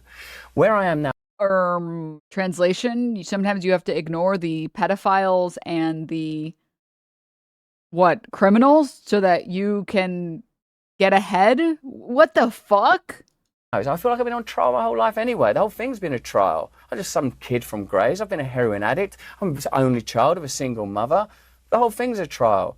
I go to jail. The thing is, I believe in God. I've always believed in God. It is different to believe in Jesus. It is different, and I'm really aware that some people just think it's... But have you thought about the reality of losing your liberty? Yes. Of, night one in a cell. Finally, he's done talking. And that's going to be your life for a few years. In other words, the worst case scenario, which everybody who faces a criminal trial has to contemplate. And all of us. Of course. All the time. Of course. Every day. But have you thought about that moment, if that clanking door shuts and you lose your liberty, how you would deal with that? I will be with God wherever I am. And of course, I would prefer to be with God with my wife and my kids. But this is what I have to do. I'm not saying that that's not a difficult image, and a difficult thing to contemplate. Of course it is. But in fact, actually what I was trying to get to, but I recognise I pirouette some when I start talking, was the hardest thing is knowing that in spite of all the potential reasons that I'm in this situation, that there are people in this world that feel so aggrieved about their contact with me that they are willing to go through this process. That is a very difficult thing to countenance, and a real challenge, and something that in whatever ways are necessary must be addressed. And it is comforting to think that there could be justice, that there could be. We are going to find out the truth, and we're going to deal with the truth. Because actually, I am not afraid of the truth. And if the truth is I am going to prison, then that would be the consequence to the truth. That wouldn't be the truth. The truth wouldn't be you going to prison. The truth would be whether or not you raped a 16-year-old. Hello? My job will be, do not be afraid of that truth. That is what you are going to do. When I interviewed you for GQ, I went and found it yesterday. Oh, yeah. Oh, my word. word. Tell me, darling. Literally 20 years ago. It was March 2006. Can I ask a genuine question? I'm not British, so I don't get the appeal. And I'm going to be honest with you guys. There's a lot of British people that have done a lot of harm to my image of British people. I feel bad. Maybe there's some British people in here right now. And I wanted to say, if not for John Oliver, I would have a deep-seated bigotry of British people. So be happy that you guys have that. Be happy that at least one guy is doing some... Okay, you know what? Also, no, that guy's not British. Almost made an oopsie and called someone who was Scottish British. Woo! Crisis averted. Technically, Mehdi Hassan is also British. Never mind. Okay, you guys have two guys. All right? So thank goodness for some good British people. All right? Not British, but I've lived in London for nearly 14 years. They're not all like that, I promise you. Listen, dude, I'm a fucking American, all right? You think I don't know what it's like to have to carry this burden? to be nailed to this cross. Because I know what it's like. I know the shame. All right? But man, you guys got to do something about your shitty British people, bro. You guys got to do something about your shitty British people because they're really tarnishing your image. They're really doing terrible things to the image, which, by the way, it's not been good the past, I would say, 20 years for the British people in terms of image. There was a big high after Queen died or whatever. Was it Margaret Thatcher? I think it was both.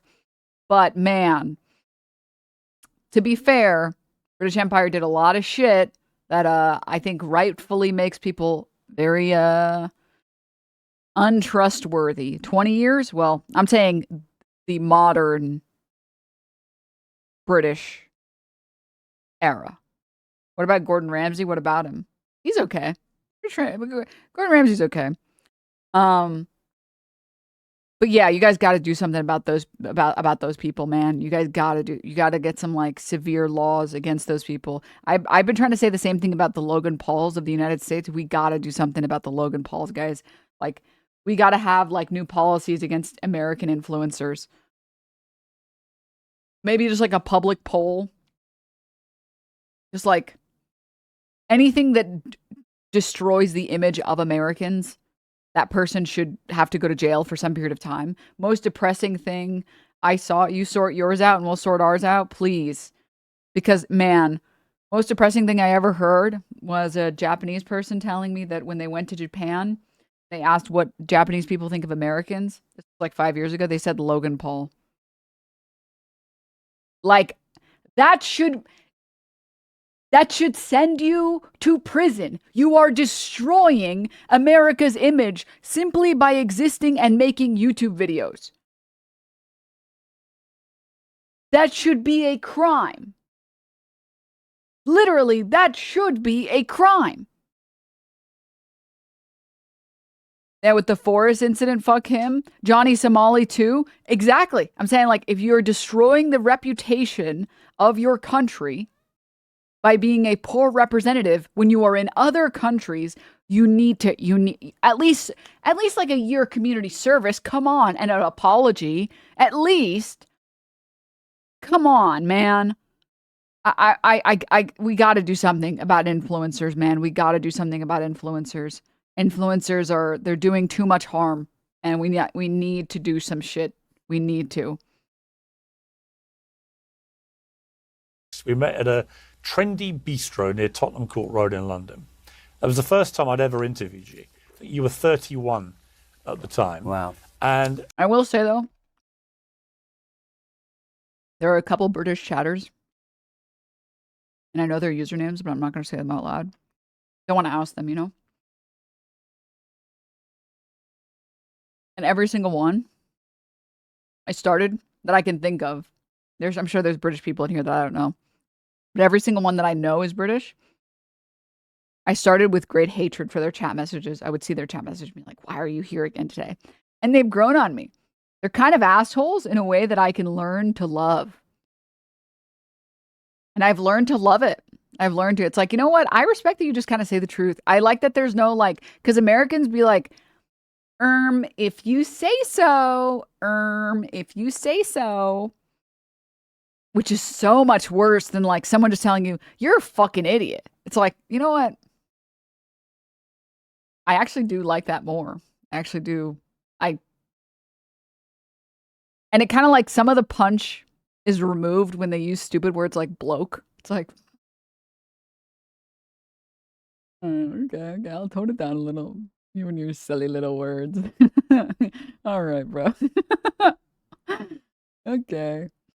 I was quite gushing. I said I assumed I'd find Brand irritating, pointless, and easy target, but I was wrong. He was charming, articulate, outrageous, and very, very funny. We roamed through 2 hours through his extraordinary life, a non-stop orgy of comedy, drugs, bulimia, hookers, four-in-a-bed romps, and celebrity bed notches. And then, for some reason, I asked you halfway through, are you a more successful sexual predator now that you don't drink? And you replied, Yes, but I resent the word predator. I like to think of myself as a conduit of natural forces. After all, the most natural thing in the world for people to do is fuck, isn't it? golly. And people want to do it. So all you have to do is remove all the reasons why women don't actually go through with it, like pride and reputation. You just have to unpick the conditions stopping women going straight to bed with you. That sounds like charm, seduction, game. Do you remember in the era immediately prior to this one? And one would have to accept that Me Too. Charm and seduction is when you say you have to convince women to have sex with you. Classic seduction is when you have to convince people to do something that they don't want to do. That's classic seduction. Did I say classic? Classic seduction.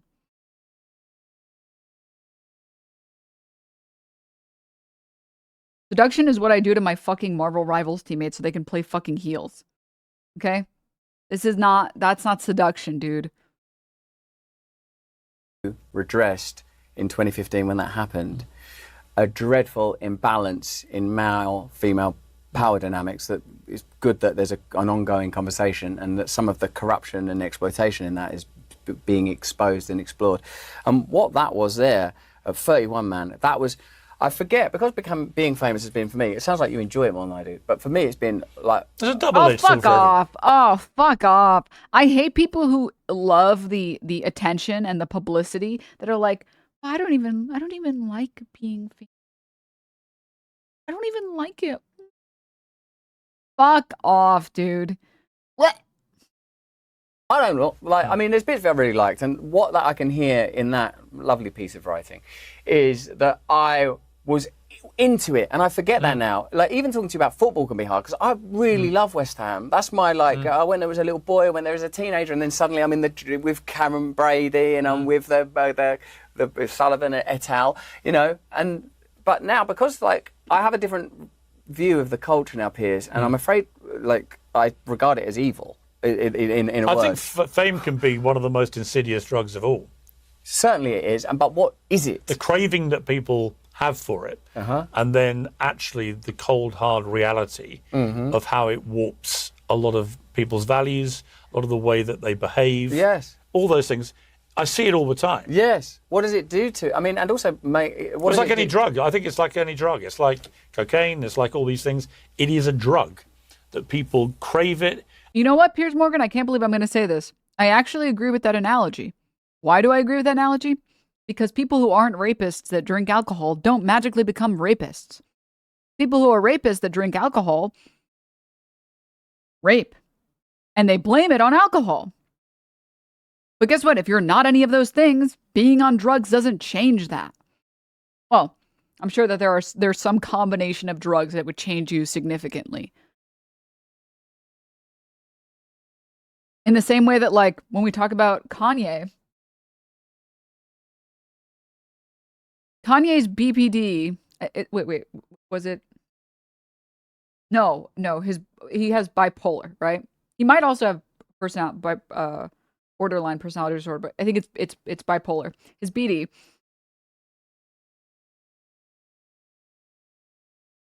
Being bipolar doesn't make you a Nazi.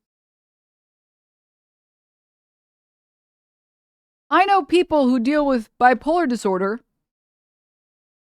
They're not Nazis. It's not like they stop taking their meds and start becoming Nazis. It's not like they have a strong urge to draw swastikas on everything the second that they're not on their meds anymore. In the same way that I know lots of autistic people who don't Sig Heil. Twice. Shocking. I know. Surprising. I know.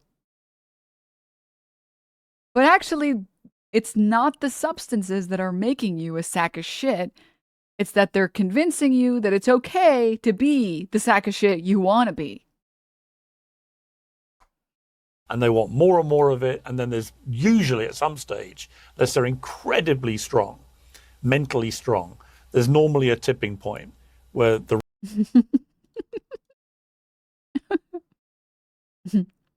They get kind of annoying sometimes, but that's about it. Never any Nazi shit. That's true. the worst thing that like an autistic person can do because of their autism is just be a little annoying. But as someone who's pretty annoying, I like it. It's like nice to not be the only annoying person in the room, so I like it. You know what? You want to talk about your special interest for 30 minutes? I'm down. You don't mind if I'm like also looking at my phone and interspersing commentary here and there, right? As long as you don't mind if I'm chillaxing.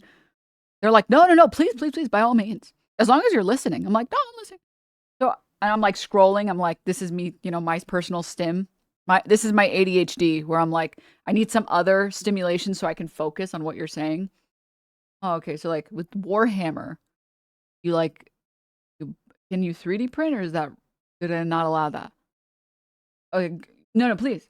10 minutes? No, go for it. Okay. I'm listening. So you paint them. Oh, okay. No, you should show. Oh, you want to show? Okay, sure. Let's move rooms. Sure. Which, like, I don't know, man. I think there's a lot of annoying qualities you can have for being neurodivergent. I don't feel like being annoying is that bad. And maybe I'm biased as a fellow annoying person, but I don't know. I think that's okay. I think it's okay to be a little annoying. That feels fair. It feels pretty fair. And in my experience with people who are like on the spectrum, if you just say, hey, I'm a little tired. Can we pick this up like tomorrow or something? Or, hey, I appreciate everything you said. I really, really needed to talk to you about this thing. No one's ever gotten upset at me for that, as far as I know. As long as you're just like polite about it and you're just saying like, hey, sorry, I wanted to, can we pick this up in a sec? This is something I really, really wanted to talk about. As long as you're not like, you know, yeah, I don't see anything wrong with that. Reality of big fame hit hard, and you know, the show business is littered with the professional carcasses of people that then couldn't deal with the downside of it. Maybe if we replace the word drug with stimulant, it becomes clearer to understand that you are stimulated by your own fame, by your own reputation. Now, even again, I will repeat. If you were to compare it to drugs, people who are not pieces of shit are not impacted negatively by their fame. If you are a piece of shit, it's a good chance that you've wanted to be a piece of shit the whole time, and now you have the ability to be one at a greater scale. Shocking, I know, right? Whoa. Why does he need me to see his chest? I don't know. And it's not even impressive either. Like, put that shit away. Nobody wants to see that, man.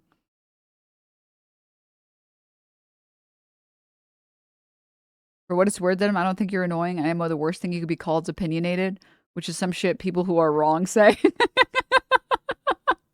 Oh, I'm so glad you're in this chat. Do you tolerate League players? What's that? You guys know that one meme? Of course I know him. He's me.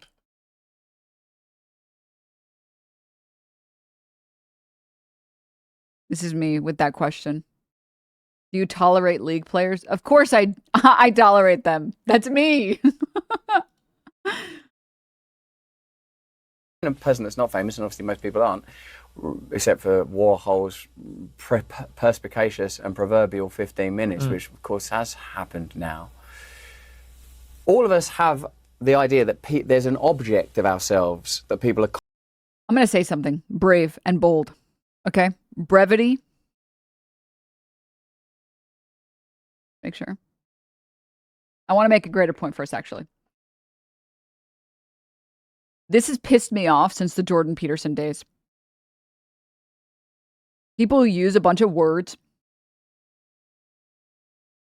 to make their sentences padded because they're fucking writing a paper that has a fucking, not word limit, but a minimum word requirement. It's like, I don't know why you're writing a paper like it's for your fucking English class, but last time I checked, brevity is the soul of wit. If you can't get your point across without 17 different diatribes. I'll be real, okay? I'll be real. You're just trying to emulate a stupid person's idea of a smart person. The smartest people that I've spoken to and the smartest people that I've seen are capable of communicating information quickly. They don't fucking ramble. They don't fucking go on and on about some stupid diatribe that nobody cares about. They're capable of going from A to B to C easily and quickly. Commenting on a facade, a mask. Obviously, the word hypocrite comes from. Oh, Lisa, thank you so much for the raid. Hi, raiders. Welcome, welcome, welcome, welcome. Mask wearer. Now, you have an identity in public. I have an identity in public. And what I can hear there, man, and it warms me, is I was being 100% honest. And I'm being 100% honest now. I'm not afraid of the truth. So if justice is real, if telling the truth is how a person's meant to operate, I was telling the truth then. And I can I can feel that. I mean, 31, you know, that sounds like a 19-year-old really, but I was stunted in many ways, like a lot of crackheads and smackheads. You kind of formaldehyde yourself in addiction somewhat. And that's like someone... You formaldehyde yourself in addiction. Like...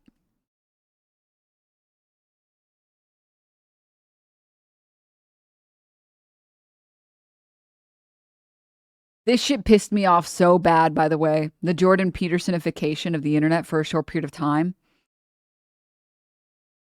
You harden yourself, you preserve yourself in addiction.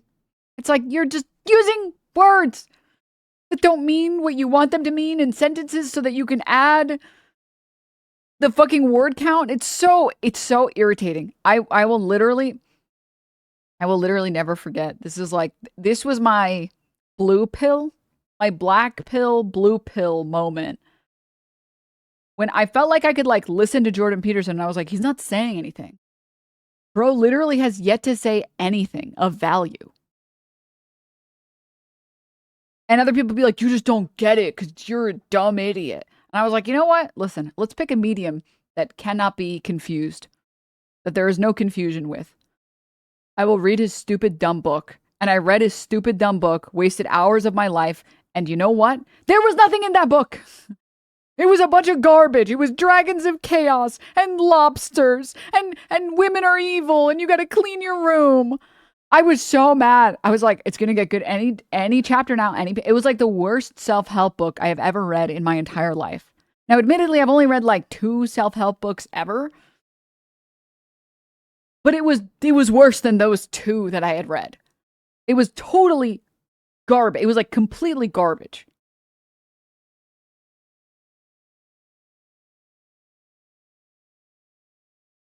He means that you become emotionally and intellectually stunted by addiction. This is common with addicts. He's using that to justify some fuck shit. Yeah, I'm just criticizing him saying like you formaldehyde yourself. As if anyone has used it as a verb? Oh, I'm formaldahyding. At that point, what he wants to say is you're drowning yourself in addiction, in your addiction, but he doesn't want to use the word drowning because he wants to pretend like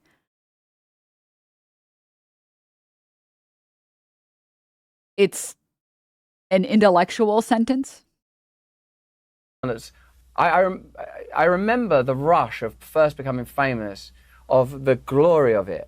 Self-help books are mostly a scam. Well, if I may be very brave for just a brief moment, I think it's much like a lot of other things where it doesn't necessarily mean that everything in there is garbage. It's just that a lot of it is garbage. It's kind of like those people, you know, like I'm bringing up the ancient memes. You guys remember The Secret? If you don't know what The Secret is, it was like this book turned into a movie that was basically like the premise of the book and the movie was if you really want something, you can get it. Through the powers of manifesting.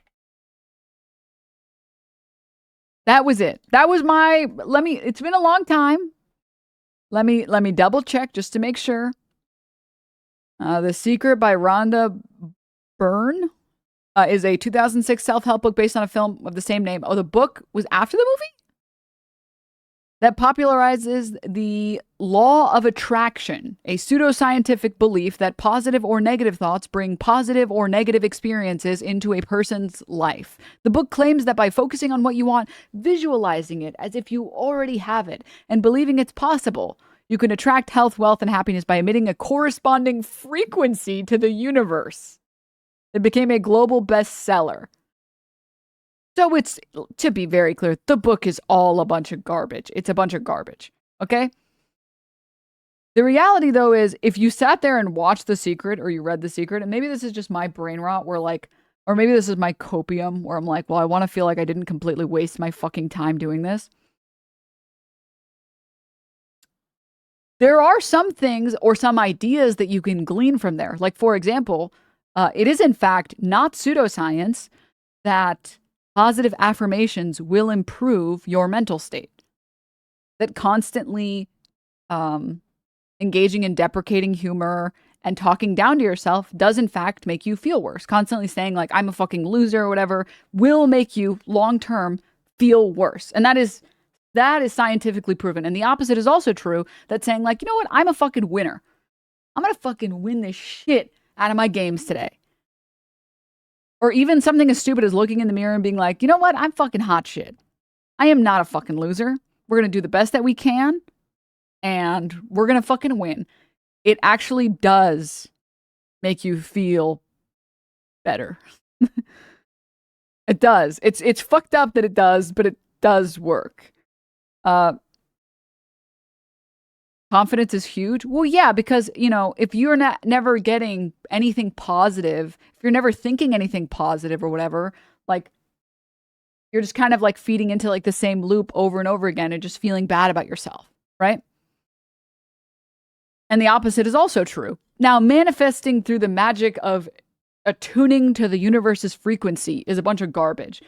But one of the things that they say, I think, okay, it's been like a decade since I watched that shit-ass movie.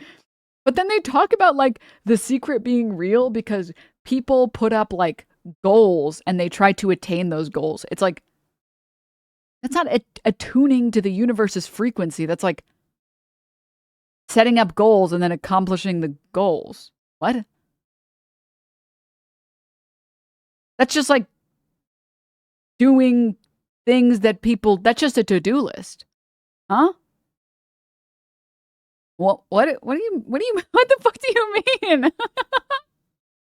And like some of it, you can glean something positively about that, right? So like, I do think if there's something that you want, okay, this is my personal preference, my personal opinion.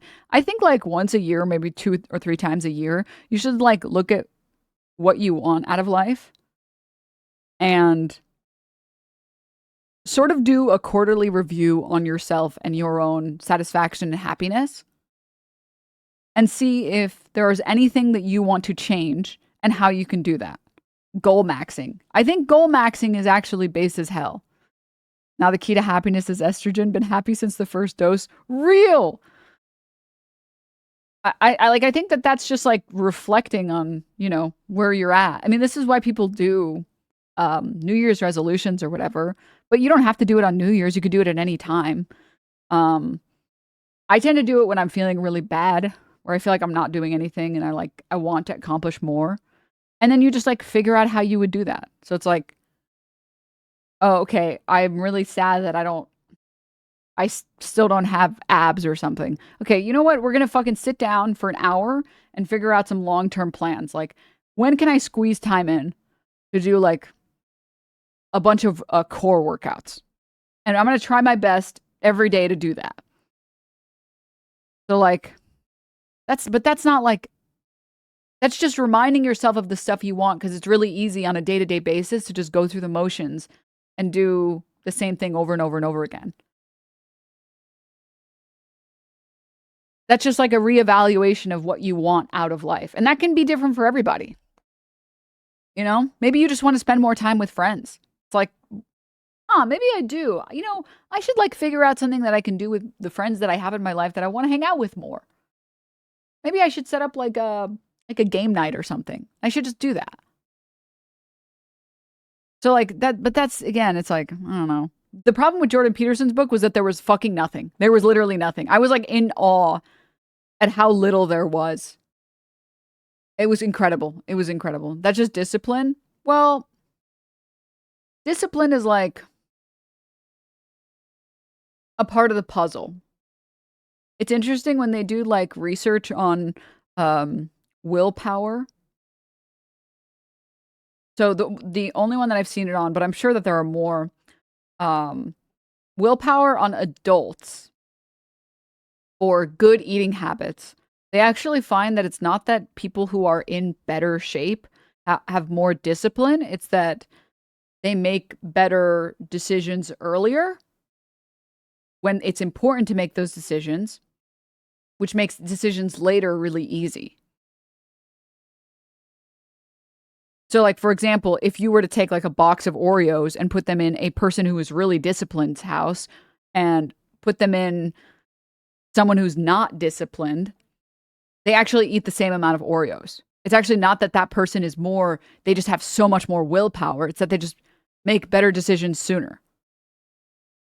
So it's like, oh, okay, I know if I buy, it's actually not discipline. It's like being responsible. So it's like, I know that if I buy the Oreos, I'm going to fucking eat all of them because I'm a stupid fat fucking chud. So instead of doing that, I'm going to go to the grocery store after I've had lunch. I'm going to buy the stuff that I actually need.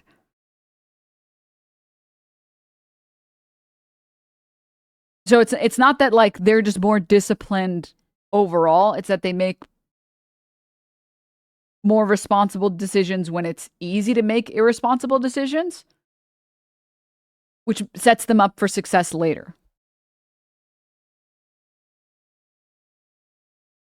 So I don't know. Yeah, in my experience, focusing solely entirely on willpower without grounding or self-care ultimately leads to burnout and self-denial. Usually when we lack discipline around certain things, it's because we're dysregulated in some way. Yeah, it's just, yeah. Okay.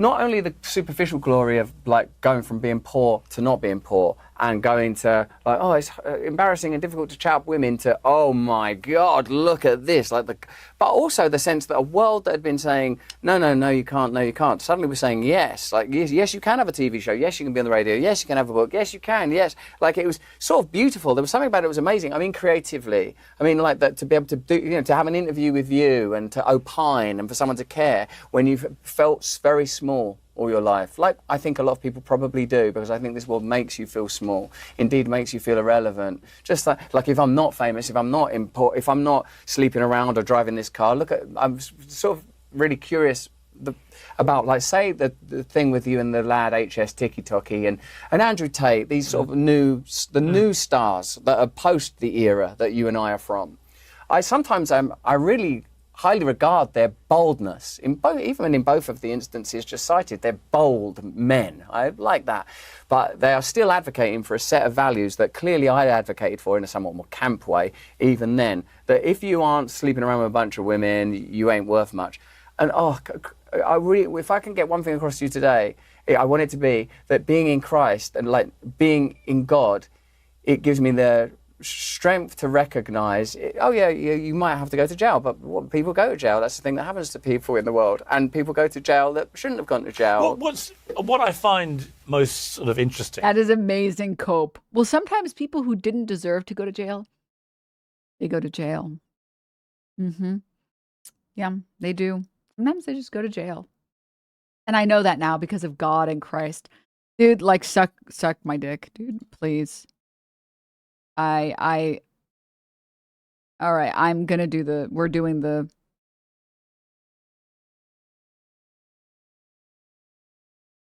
I can't. Let's see the highlight reel. I can't. Can I go back to asking a question about your Bible? Yes, if you want to. The marbles are gone, people.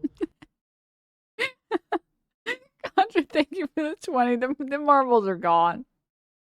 Fucking gone. Was that the man. one you took into court? You're the very one. Okay. What was your thinking of taking it into court? And what you were seeing, looking at some passages, what were the relevant passages for you? All right. Thank you for asking me. Thank you. That didn't hurt, did it? A little bit. It was this from Isaiah. And you're right, Bear did say, you know, be chilled. Sometimes I lose the chill, man. It's pretty...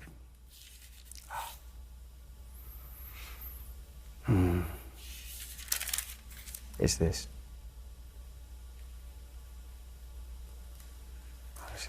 Got it, bro. You got it. They don't It's like that, do they, in the you old got it, gallery, bro. You but got it. Remember, you just said it's a hired spot. You got it. This is from Isaiah.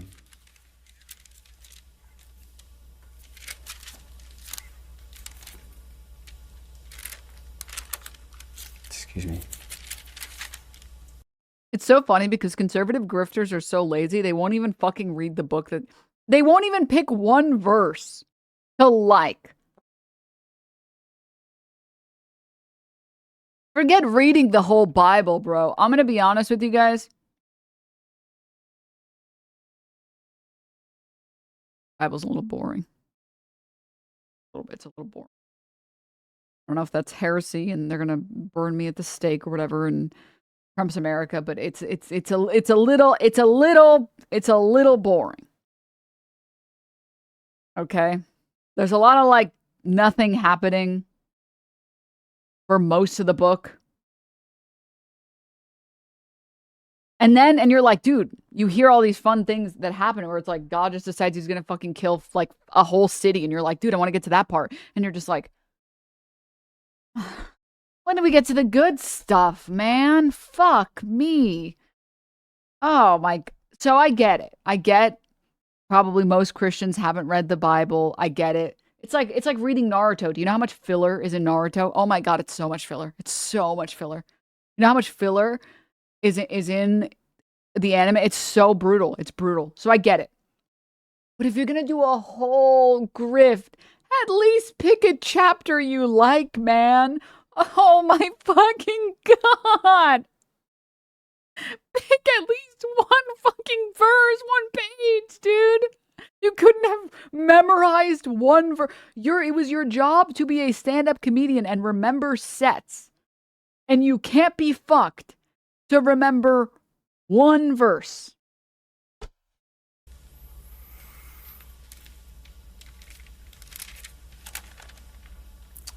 Man, I'm not going to mark it before.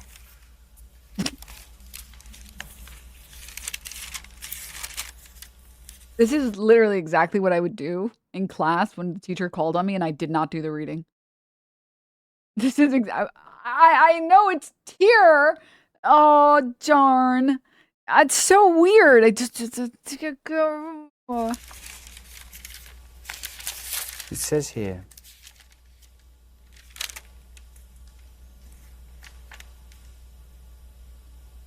Not him looking at the camera. Not him looking at the camera. No.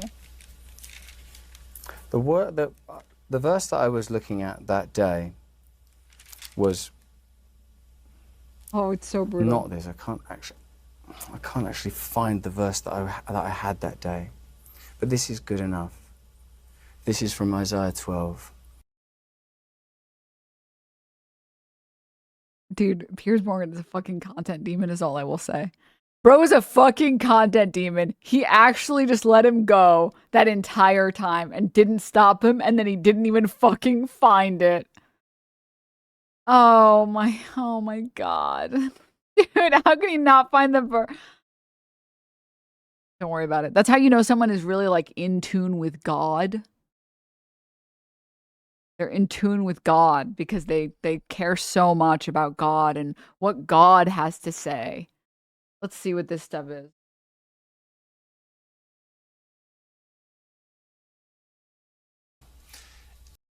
See what these sections are. Does Russell trust his... Wait, they say them in the description, right? Sexual predator, trusts his own memory, slept with 16-year-old, deep state, mainstream media, vaccine debate. Has Russell vaccinated his own children?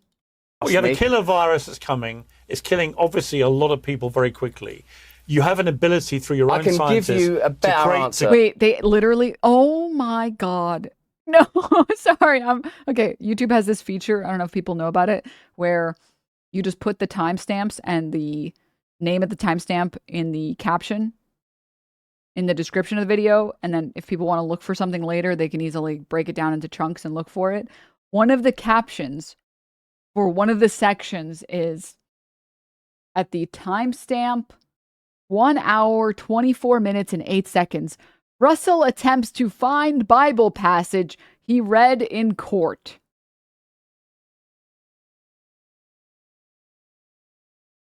They thought it was so good it needed its own segment. And that segment goes on for 7 minutes. Create something that may be an antidote to it. It might not be perfect, and there might be a lot of side effects, as there have been with every vaccine in history. Would you, as the leader of the country, have done anything to protect the people from the virus, or would you have just let it do its thing? In a sense, I have to reject this hypothesis and this condition because it brings to the forefront so many things I disagree with. But by answering so he doesn't vaccinate his kids? the question in the way that I want to, I think, tell you a lot. I'm not saying educate you. I'd never be so bold. Very happy to be educated. But that's not like my intention, and that's not what I believe's happening. I would like you to educate me. This is what I think. I believe in maximum personal sovereignty and freedom. I believe that if you empower individuals and individual communities to the maximum, that you will get, if not better results, at least fair and judicious. As long as you ignore the libertarian city that fucking failed. Yeah, just ignore that. Okay, so he doesn't vaccinate his kids. I'm not watching this section. I'm not watching him blabber for fucking 12 minutes because he doesn't want to answer the question, have you vaccinated your kids? See what this section is. Here's you're a massive grifter. Okay, let's put this section on. I have to pee so bad, guys. I'm doing the pee dance. I'm gonna go pee. You're very eloquent. You can be very persuasive with the power of your words, but that actually, when it comes to any of these issues, you don't really have a personal, principled view. I do, and it's a really Your view is that all people in power are terrible. But when I ask you, when I've challenged you to say, well, what would you actually do? You go on a 20-minute eloquent spiel, which doesn't answer the question. Oh my God, it actually does answer the question. Let me try and do it again. Firstly, find faith and integrity in yourself. Do whatever you can. Pray. Find God. Secondly, we cannot have systems that prioritise the centralisation of power, whether that's representative democracy or this global commercialism. So what would you do? Use the technology that we currently have. All right, good, this is the bit I wanted to get to. Can I have a glass of water? I mean, it's Associated Press news. Well, they're not under any obligation to give us bottles of water. Oh, I see. Well, actually, this guy, my mate Jake, we are trying to find you some, but they're not our servants. No, absolutely. Hold on a minute. I'm not declaring these people. They don't all work for us. We're just hiring their studios. No, I know that, and I think I've established quite good rapport. We should be cognizant they're not working for us. With my mate Jake, though, who's over there, who actually is working for me. Well, Jake can get you on. Who I'm directing it to. And also there was 1 or 2 other people. So it's not, just to be clear, I'm not sort of like going, oh, get me some water, man. You did I'm a Hollywood direct to star. the AP that they should get you a nice bottle of water. Well, I just thought that the facility itself might have, amidst its many benefits, water. Thank you so much. That's so kind. Was the obligation crossing the floor? See, thank you very much. I really do appreciate that glass of water. Would you like some? Don't be proud. I'm good, man. I like the tap water. You like the government water? Love it, yeah, no problem. Even if it kills me. I can't keep drinking the government water, Piers. I can't keep taking the government Actually, the water here is some of the cleanest in the world, but you know that. I leave for 2 seconds to pee. And why are they all talking about water? What? I don't care about this. Okay, could we... In the code for I can only people. proffer. Do you have genuinely principled opinions, do you think? Yeah, because I think... No, you have to go back. Missed cringe. Rewind. Wait, rewind for what? The water section? I'm not watching that water section again. They started bickering? Oh, man. Darn it. Okay, fine. One of to the AP that they should... benefits, water. Thank you so much. That's so kind. Was the obligation crossing the floor? See, thank you very much. I really do appreciate that glass of water. Would you like some? Don't be proud. I'm good, man. I like the tap water. You like the government water? Love it. Yeah, no problem. You need to hear that. I heard the water section. I was in the bathroom. I have wireless earbuds. I don't want to hear it again. That was awful, dude. I heard Piers was like, technically, we don't have the studio. Technically, we're just borrowing the studio. He dodged the question. Well, yeah, of course he dodged the question. I'm trying to skip to the part where maybe he asks him the question again and he doesn't dodge it. I'm not afraid to express them. If you ask me about do I believe in vaccines, absolutely is my answer. Yeah. Your answer was a long spiel of not answering. It's like I'd be really careful about it. I'd be right careful. I'd read Gavin de Becker's book, Facing the Facts. That's what Forbidden Facts by Gavin de Becker. That's what I'd read on that. And I'd read The Real Anthony Fauci by Robert Kennedy, and then make a decision. And also tell me what books are good to demonstrate the alternative. The Real Anthony Fauci by Robert Kennedy. Tell me this: what kind of Christian are you? I'm like a kind of Christian that has to hang by a thin thread of faith, knowing that I am broken, that you are broken. Do you have a denomination or not? Why? I'm just asking. No, I'm very. It's not an allegation. I'm the. Oh my God, he's giving Kirk. Sorry for the jump scare. My denomination is the one that's the best. The one that makes people like me the most. I'm just asking. I just treat everything as another allegation. I know you do. If you don't mind me saying, you're was everything okay in that interview we did in 2006? You get away from him! Oh my God, do you know how bad it is when you're making me defend Piers Morgan? Stop touching him! Yes, but it's you are slightly hypersensitive to that kind of thing. I think because you don't really do many interviews. If I'm honest, you don't do. This is the first interview you've done with any Brit, for example, since the allegations. And I'm grateful to you for doing it. But you are slightly hypersensitive to anyone challenging you, because most of the media you do, you don't really get challenged. I don't mind being challenged, and I want to be challenged actually, and I like being challenged. And like, I didn't go, "What, Piers Morgan? Right. This is what he's like." Yeah, he's going to be stroking my thigh throughout the interview. I think this is a good conversation we've had. People will watch it, they'll take a view, they'll agree with you or me about this, that, whatever. I think what you're interpreting... But this should be how conversations are had. I don't think it is. He's so mad. Wait, we got to the good part. Yes! Actually, but like what you're interpreting as sensitivity, it might be sensitivity. It's a form of intelligence or a form of awareness. So maybe that's the right word. But it's also a kind of frustration, and the frustration is the sort of feeling that we're supposed to be saying something that could be valuable, and we're not quite getting to it. And I think the reason we're not quite getting to it is because you're so sort of expertly schooled in a particular type of discovery. And I felt that when I made an incorrect assessment of Trump on the one time I met him in, like, I don't know, 2006 or something like that. Of like, oh, he's a person that has a sort of a genius, but in a very narrow line. I said to myself, it's almost as if being good at the game Hunger. Did you guys notice he dodged the question about what denomination of Christian he is? One thing I've learned about Christians, they get very offended if you even suggest they're a different denomination than what they are. And they love to tell you what denomination they are. You ever tell, I will never forget, I told a Greek Orthodox person, I was like, you're like Catholic. And they were like, I am not Catholic. I was like,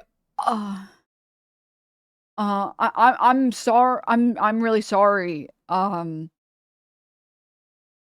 really sorry. I don't know the difference between all the denominations. I'm sorry.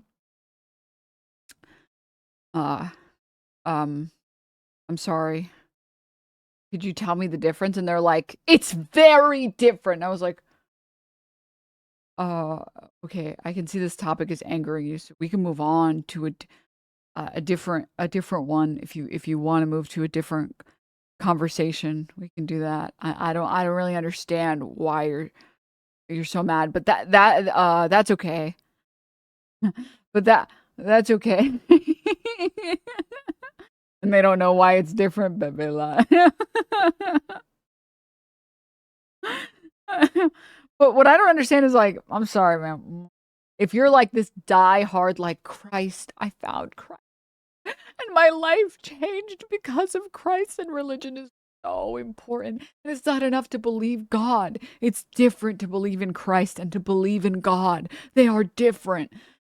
And you're like, well, what's your denomination? You're like, I feel like you're like stroking my thigh, and we're really not getting to like the meat of the matter. We're not talking about the things that matter. It feels like you don't want to talk. We want to talk about all this stuff that doesn't matter. It's like,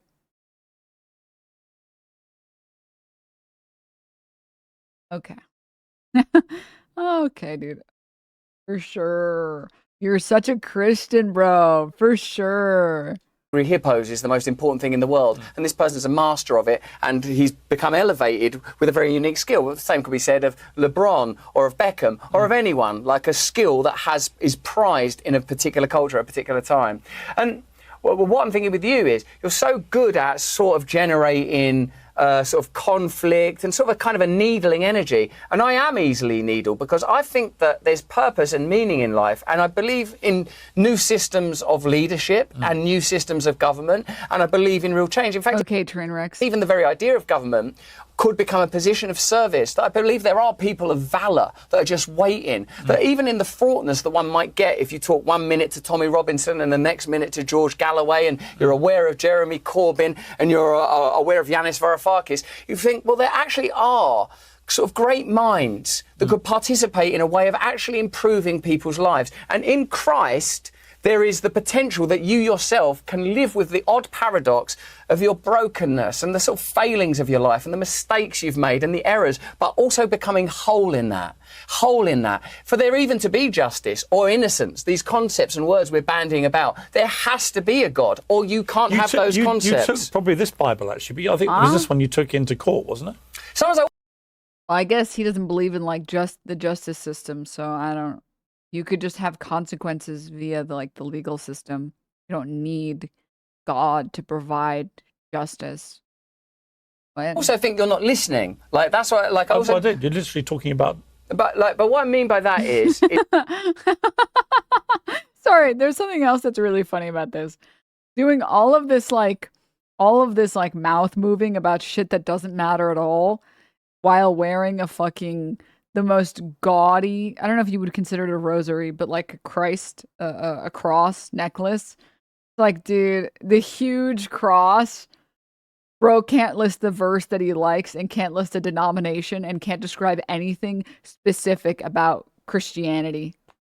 Is that this might sound a bit, I don't know, woo-woo or hippie, that the energy is a kind of like, you talk this Bible into court, and I feel like I already know where that thread's going. Where's it going? It's going to go, what are you like holding in there? What did you think that was going to be achieved by that? And it's sort of like, I tell you what it is. It's cynicism. That's right, bro got a little too British. I missed what he said. But it is. It's cynicism. I think you're cynical.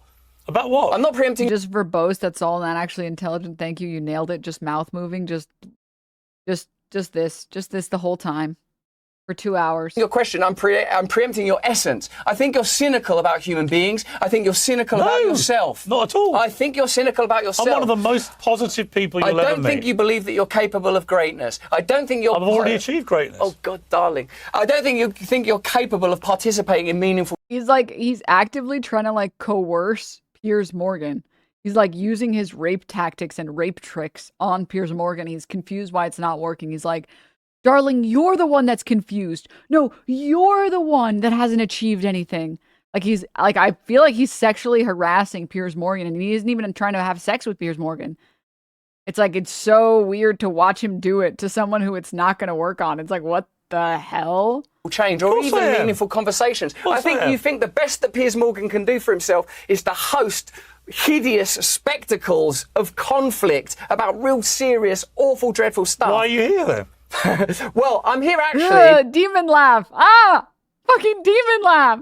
Because I don't mind trying to learn a little bit from you. You're prepared to come on something you categorize as a hideous... Yours was there when the rape spells were written. They can never work on him. Stop. Spectacle. No, I think it's a hideous spectacle. Say, for example, the stuff where there's multi-panels and people are really screeching each other, maybe about trans issues or whatever. And I don't know, maybe there's something cathartic in it. Maybe. But I don't... And also, I don't want to lay all that on your shoulders. I'm just saying I don't think that's the right way for us to be stewarding the culture. And I think we could do better. And I suppose if to really go into it... This isn't... By the way, just so you guys can recognize, he's literally doing manipulation tactics on Piers Morgan in real time. This is supposed to be an interview about whether or not Piers Morgan is going to go to jail for rape. And it's turned into Piers Morgan being told how he should run his show because his show isn't doing enough.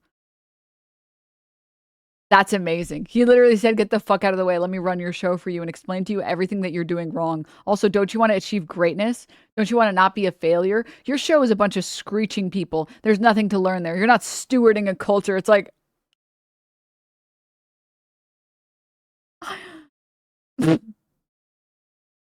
Okay, so you're definitely going to jail. Is that what I'm getting? Is that what I'm getting? What I think is, this is a person I could probably learn from and benefit from, but there'd have to be trust, and it's hard to trust because I sometimes think you're too. Oh my god! I not pre-watched, but I previewed. The next section is the one where Piers, I guess, tells him to find the favorite Bible verse. Please watch. Please. Oh my god, no way. There's no way that after to like burp or something. There's no way that after this whole tirade, after Russell goes on this massive tirade trying to make him look like a sack of shit or make him look like a scumbag or make him look like he's ruining the culture and he's like, basically he's calling him like a content farmer, but he's taking it further than that. It's very funny that after he just spent like 5 minutes insulting Piers Morgan in his show, Piers Morgan immediately tells him, so what's your favorite Bible verse? Now that you're finally done talking, can you humiliate yourself? Used to be in, and it Can I go back to asking a question about your Bible? Yes, if you want to. Thank you. Was that the one you took into court? You're the very one. Okay. What was your thinking of taking it into court? And what you were seeing, looking at some passages, what were the relevant passages for you? All right. Thank you for asking me. Thank you. That didn't hurt, did it? A little bit. That's amazing. Cinema gagged. He gagged so hard. I can't, do you know how much of a sack of shit you have to be to make me like Piers Morgan?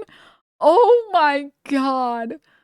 I can't believe Russell Brand had like a fucking child tantrum, shitting on Piers Morgan in his show, calling him a talentless hack, saying that he has not achieved greatness, and Piers Morgan he maintained frame the entire time and then said, so are you done? You done with your temper tantrum? Great. So where's the Bible verse that you like? Where was the one? It was this from Isaiah. And you're right, Bear did say, be chilled. Sometimes I lose the chill, man. It's pretty...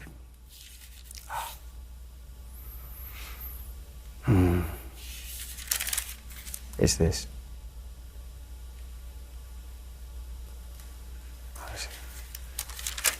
They don't like that, do they, in the old gallery? But remember, you just said it's a hired spot. This is from Isaiah.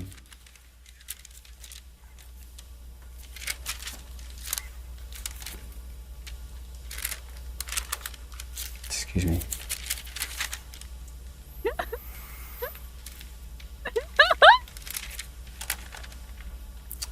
Man, I'm not going to mark it before. I feel like it's very important to say something. This is something I've learned as an adult, okay? I don't know if it's being socialized as a woman or being socialized as someone with social anxiety or what, but this is Sigma. I will very rarely give Sigma tips, but this is Sigma tip number 37. When you want to make a complete fool of someone, say nothing. Okay? Do not fill the silence. Let it hang. You want there to be so much tension that it's so thick that you got to cut through it with a knife, bro. Just say nothing. Because Piers Morgan here easily could just be like, you could just tell me what the verse is about, or he could start filling the dead air while he looks for it. Densu. Say nothing. Use the uncomfortable silence to your advantage. Now, please know, this is evil work, okay? Only do this if you truly wish for your enemy to fall. All right? This is only if this is a true enemy. Do not use this power for evil. But it's not evil to be silent, LMAO what? Well, when you see someone fumbling and they're like having an awkward moment, it's like the nice, polite thing to do to try and help them out. But if they suck, let it hang. Let it hang. Let them make a fool of themselves.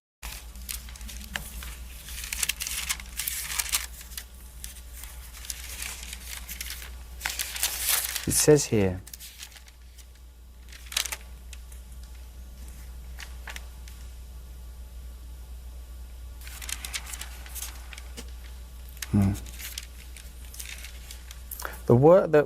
the verse that I was looking at that day was not this. I can't actually find the verse that I had that day, but this is good enough.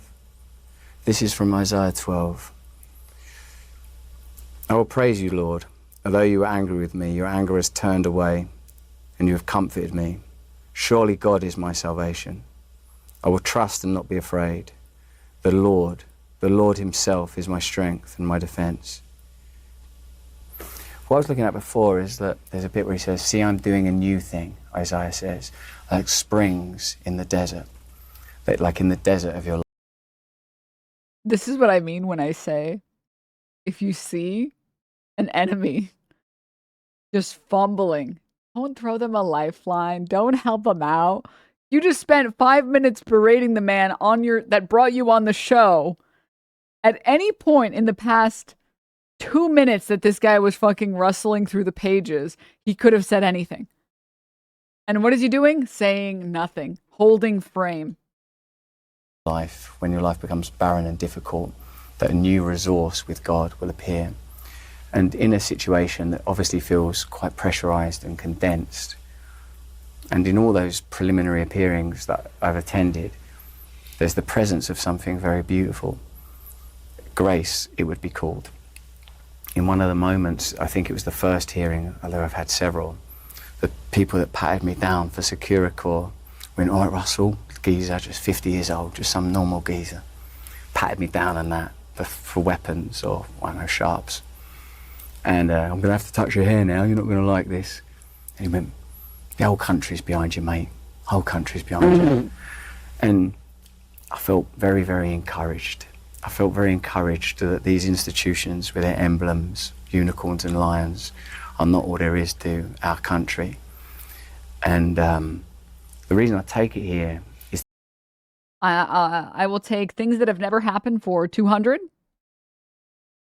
And let me just say, what a way to completely ruin the image of some random security guards that they stand behind accused rapist. What an amazing universe. Just incredible. Just amazing. And then everybody clapped. Oh my fucking God, dude. That's amazing. Just chef's kiss. No notes. Beautiful stuff. Did Piers Morgan say anything for the rest of the To sort of interview? remember, that's the point, I think, of becoming a Christian, is to remember to put back together again who you are. That you're not, and I'm not, our identity in the world. Like the identity of, I have to do this to get money or get whatever it is that we think we're getting. And it actually is real, into so much as to say Christ is real. That even in the transition from you had the perspicacity and the insight to diagnose it, even in my agitation at being in an unfamiliar situation, even with someone I've known interstitially, as you correctly assessed at the beginning, my whole life's a trial. And it's not culminating, because there will be a life after it, whether it's in jail or not.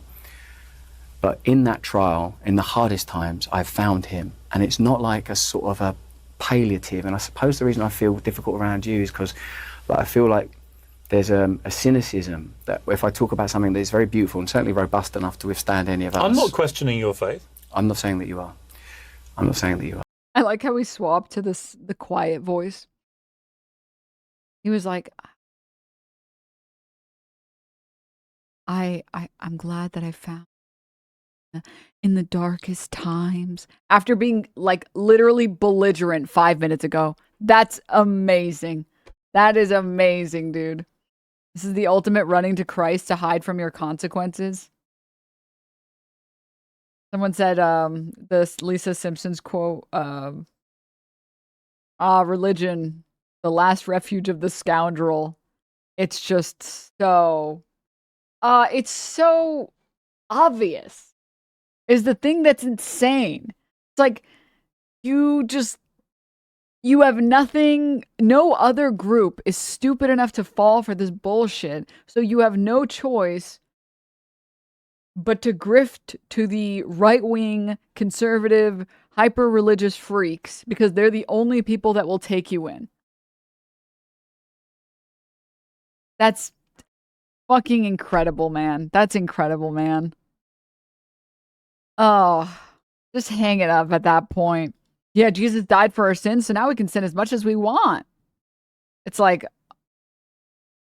I'm not even sure that MAGA would fall for this crap. Oh, they absolutely would. And they absolutely have. I mean, they're currently eating up everything Nicki Minaj is saying. The only stuff that I fall for is this stuff. Because I'm enlightened.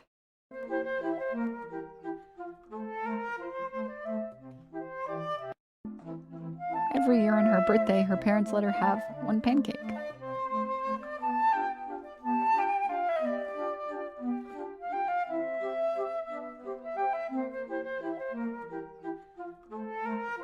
One pancake as a treat.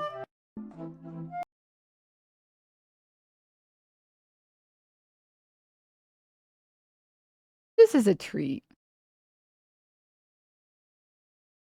All right, guys. I was going to show you guys something insane.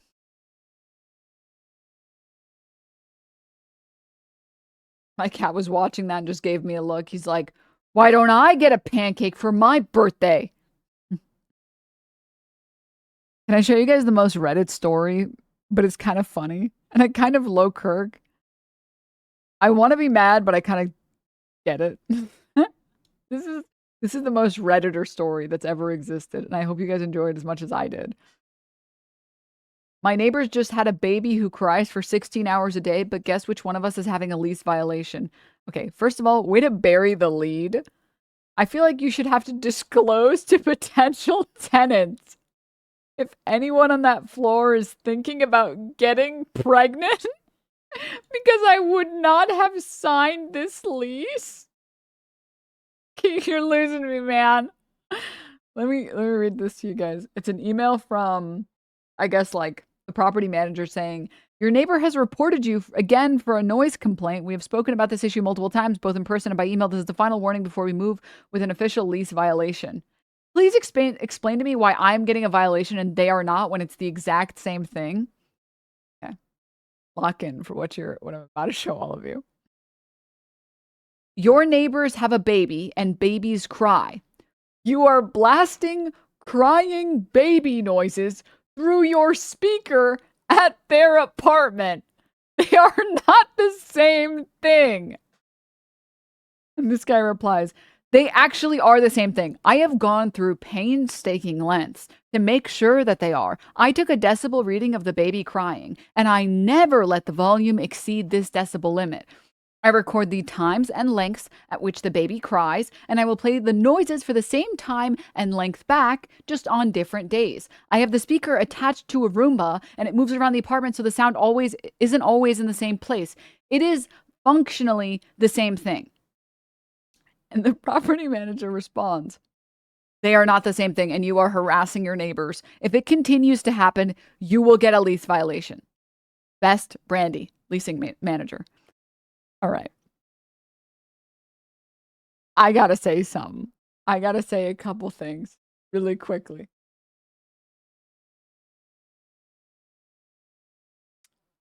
I gotta say a couple things. First of all, the pettiness is off the chart. You're so mad about this baby crying. You bought a decibel reader and you track the hours that it fucking screams so that you can play it on the Roomba.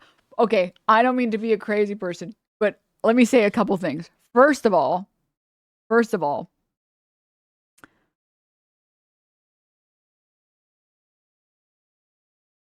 it does feel like it's a similar violation. It does feel, if they are going through the lengths of recording the baby screaming for potentially hours, and they're doing it at the same level for the same hours, Loki, that is diabolical and insane. But I'm really not that mad at this person for doing it with the Roomba. Definitely mean. I mean, the noise isn't the point. It's that one can help it and one can't. Okay. Can I suggest something really quickly? I get that some babies are just probably going to cry all of the time forever. But you have to recognize that, like, if a baby is crying all day, there's got to be something you can do. 16 hours is insane. Like, I get that there's going to be some level of crying. But if your baby is crying all day,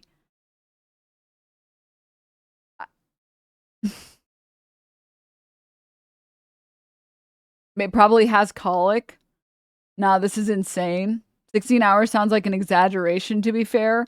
I don't know. I feel like the type of person that would go through the trouble of taping their speaker to a Roomba, they're probably actually tracking the exact hours. That seems very, they seem like a very anal person to be doing that. That's literally all a baby does is cry and poop. Now, Denims, I can believe a colic baby can cry for that long. But let me say something.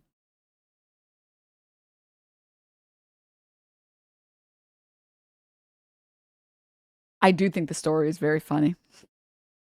I do think the story is very funny. That you're so mad and there's nothing you can do. That your neighbors had a baby.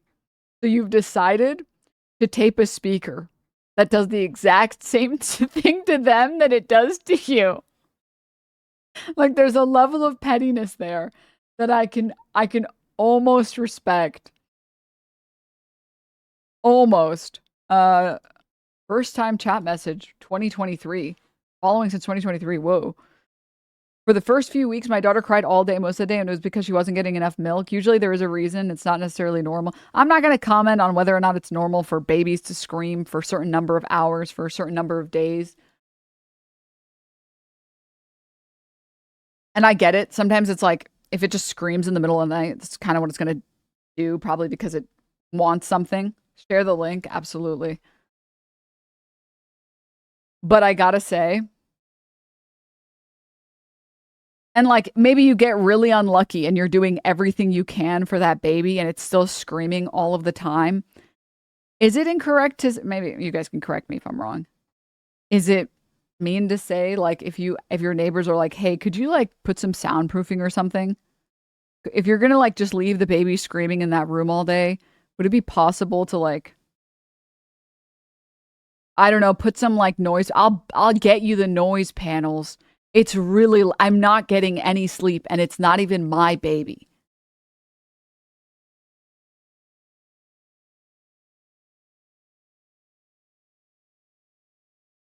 The parents have to deal with the noise too. Yeah, but the point there is like the parents decided to choose to have a screaming baby by choosing to have a child. You as like a random person that live in your own apartment, you didn't choose at any point part of that situation at all. No, they didn't. Hmm? I mean, if you choose to have a baby, you are choosing to have the baby that might be screaming for some number of hours a day. What? If they're not the ones choosing to have the baby, who's choosing to have the baby? Like, that's just like a risk that you run when you have a baby, that it might scream for some number of hours a day. What?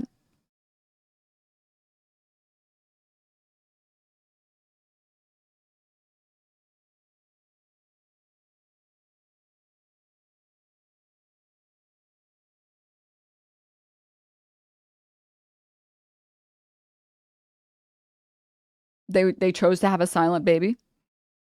Why is Denims debate lording for the guy who's objectively wrong? Huh?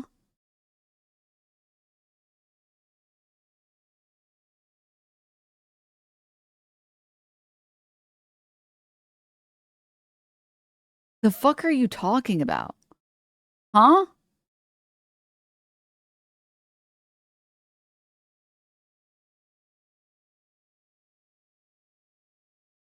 This kind of hits the same way that, like, chatters are so angry at this. I'm now in favor of the Roomba baby speaker guy. This kind of hits the same way that, like, did you guys see there was this one post that was like, hey, if you have like a kid that screams a lot and grabs shit and throws shit around, could you like not take him to restaurants or like cafes where other people have to deal with that because it's frustrating?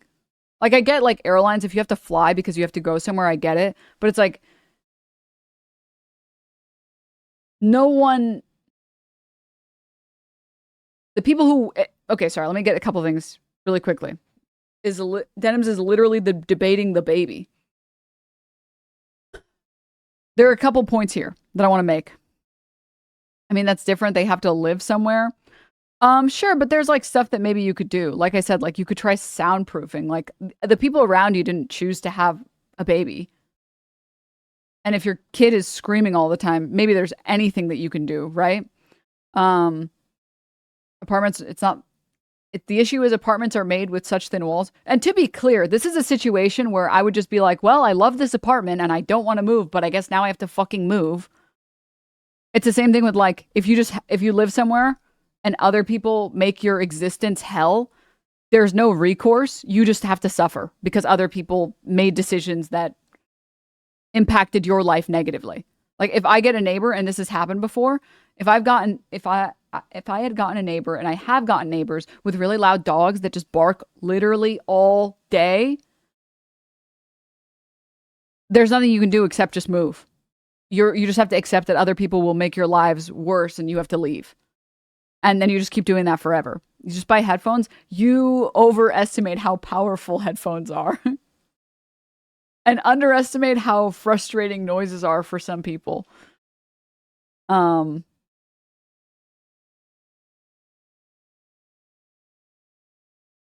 someone playing a song stream 24/7. I'm sure there are even worse examples you can pick. But just move is insane. Well, yeah, it's like, okay, well, I guess I just move now. I either have to live with this forever or I just move. Okay, I guess I just move. Sometimes people will be willing to switch units. Headphones will not save you from a screaming baby. Yeah. They won't. But I mean, like, it's very frustrating because it's like, listen, I get it. I'm sympathetic. You chose to be a parent, right?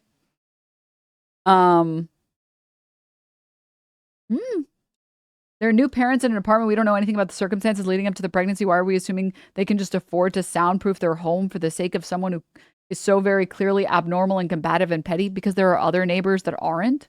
What? And also, like, foam is like a couple dollars. What do you mean? I don't mean like soundproof it to the point where there's no sound escaping the room. I just mean like mild soundproofing. It's just foam. It's really cheap. What? What was I trying to say? I get it. Like, let's talk about going to cafes. Parents want to go outside too, and they want to live life too. And you don't want to have to hire a babysitter every time you want to go outside. And you should be able to go out and enjoy the world. But it sucks that your enjoyment of the world ruins everybody else's enjoyment of the world. Why are we debating a funny, petty situation like it's a war situation? I think it's just because some people get triggered because they've had like screaming babies in their life and other people don't like dealing with other people's screaming babies. So I think it's a little offensive for the people who've had screaming babies that have negatively impacted other people around them. Also, like, can you imagine? Well, I'm not even going to go there. It's not important. What was I trying to say? Oh, yeah. It just sucks because it's like your enjoyment of the world is actively destroying other people's enjoyment of the world. Like, it is so frustrating. I mean, it hasn't happened that often. And like, when it comes to people I don't know, I'm generally pretty avoidant when it comes to these things. But it sucks so bad to go to a restaurant or to go to a cafe and then someone else's baby is like grabbing my shit, or someone else's toddler or kid or whatever is grabbing my shit and like knocking shit off my table and they're screaming and crying. And it's like, I get that you're tired because you have to deal with this every day seemingly, but like, am I wrong to think that this shouldn't happen to me? And now I have to go somewhere else to not deal with this? Okay, I guess I'm the problem. I guess I'll just leave, even though this baby or this not baby, this toddler is just like knocking over all my shit. And I'm not gonna. I don't put my hands anywhere near other people or God forbid other people's children, because it's like I'm not trying. No, I will just leave. I will just leave.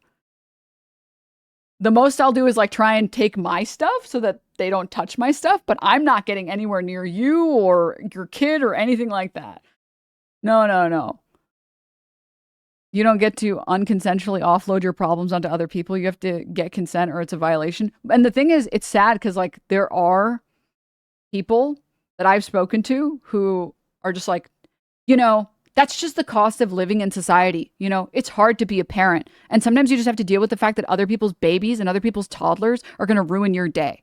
It's like, oh, okay. That's kind of crazy, I guess. But, okay. What?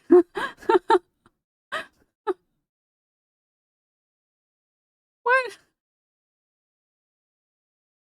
Like,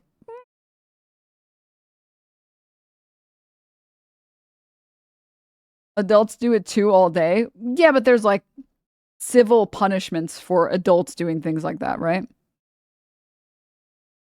That's literally true, though. You would apply that standard to an adult. Why not a baby? What? Because again, there's civil punishments for like an adult, huh? Like if an adult started like knocking my shit over, there are things that I could do legally if I wanted to. What am I going to do? Sue the baby? Like sue the toddler? I'm not going to do that. It's a kid. I'm upset at the parents, but like, I'm not going to, what the hell? What? Also, I can yell at an adult. I can't yell at a kid. What the hell? If a human adult, a full grown adult starts knocking shit off my table, I'd be like, you got a fucking problem? What's the fucking problem? You want to throw hands? What the fuck? I'm not going to yell at a baby. It doesn't know what the fuck is happening. I'm not going to be like, fuck you, you stupid child. No, it doesn't know what's happening. I don't want to be mean to the poor kid. It's also, I don't want to do anything near parenting for that child. That's not my, I don't want to deal with the consequences or whatever. I've told kids to behave. I am completely avoidant with other people's children. You're missing out on a lot not yelling at children, obviously. I'm not doing that. I'm not doing that. Garnish the baby's future earnings. True. Like, yes, babies cry doesn't mean you should let them cause problems for everybody else at the risk of sounding like a memer. We live in a society where we should have respect for other people and attempt to keep our presence from causing trouble to others, which I think is like the core of what I'm trying to say, which is like, it is frustrating that sometimes when you try and talk about these things, even just jokingly or for fun or whatever, people get like really offended.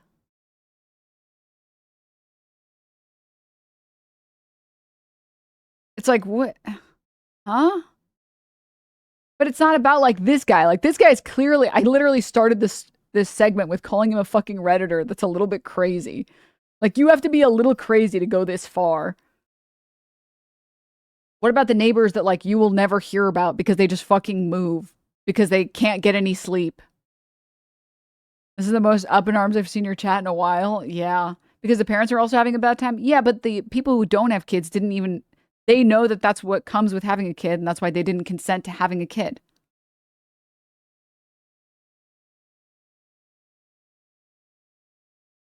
Well, yeah, being a parent is hard even if you choose to do it. Yeah, but again, it's like,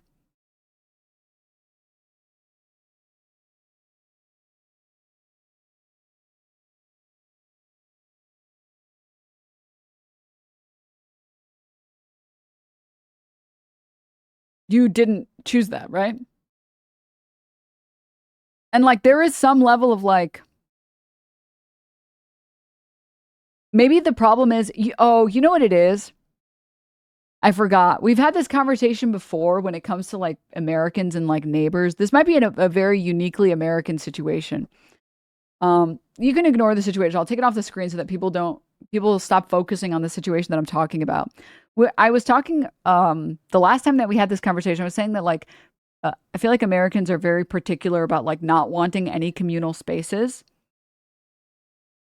And that like it's so bizarre that like people are so isolated that the idea of like thinking about your neighbors is like it's like non-existent. Like people just assume that that's not something that should come into your calculation at all. Like it's sad that instead of having like that, the dream life that you are sold as an American is to get a house and then you put all of the things that would normally be communal in your house. So instead of having like a playground that you take your kids to, or like a pool or a community garden, you just put all that stuff in your backyard. No more socializing, no more caring about your neighbors. It's just you, your house, and your immediate family, and that's it. And so when I see those stories, my focus is on the fact that like, it does feel like a lot of modern American culture is just like, well, I don't really care what my neighbors think. That's life. And it's like, a friend of mine who has 3 dogs, is aware that their 3 dogs are very loud and not like barking all day, but like will sometimes bark and they run around a lot. And that part of, I think, part of American culture that I think is fundamentally broken is the pure individualism that I think has rotted people's brains. Because for me, they told me that they went to their downstairs neighbor and like brought cookies over and were like, really, I'm really sorry about the dogs. Like, I'm like, I put as much carpet as I can and I do my best. But you know, if it gets ever bad or like, you know, you need time or whatever, like I'll do whatever I can. And that's someone who has to deal with like a lot of pre-existing labor taking care of their dogs. But they care about the community around them and the people around them enough to say, hey, I'm doing my best. I'm trying my best. As much as it annoys you, it annoys me too, right?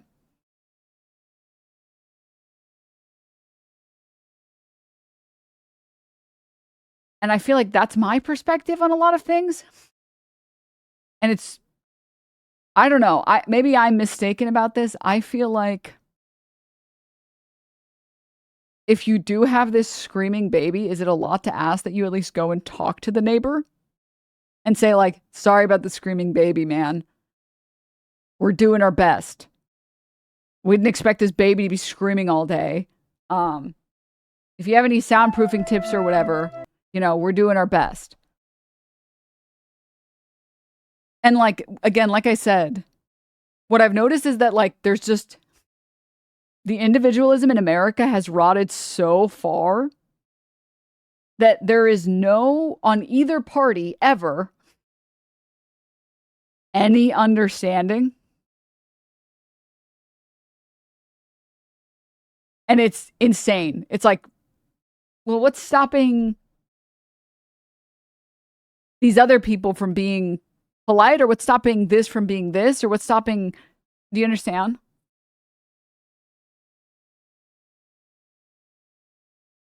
I agree for the most part, parents should consider how their child's presence affects others in public, but what you're saying is the solution is what are you saying is the solution for the neighbors? Do the parents have to move if they have a kid? What about the place they have to move to and their new neighbors? Are people only allowed to have kids if they live in their own house? Of course not. I'm saying that like, I try my best, and I've tried my best to find an apartment that has really good soundproofing. But if my apartment was paper walls and a neighbor moved in next door, I would say, hey, I kind of like yell a lot in the morning. If it ever gets really bad, please let me know. And I'll see what I can do and I'll try and like adjust. I'm not trying to like make you lose sleep at 6 a.m. on a Sunday because I'm fucking screaming. Right? And like, there is just that one bit of thoughtfulness that I feel like makes all the difference. Or like, and I've had it happen to me where another person just having said that they were thinking about what's happening in their life is impacting other people is enough. Because it's like, I already know that you're doing your best.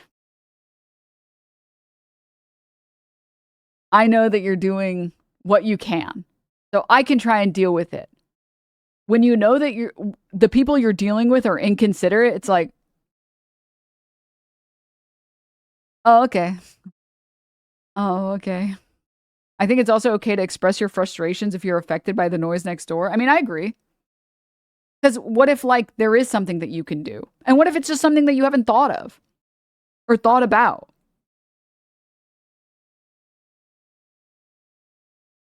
I've had like 2 neighbors around my apartment that are first-time parents this past year, and their kids' roommates cry a lot during the night, but we all understand. Well, again, it's like,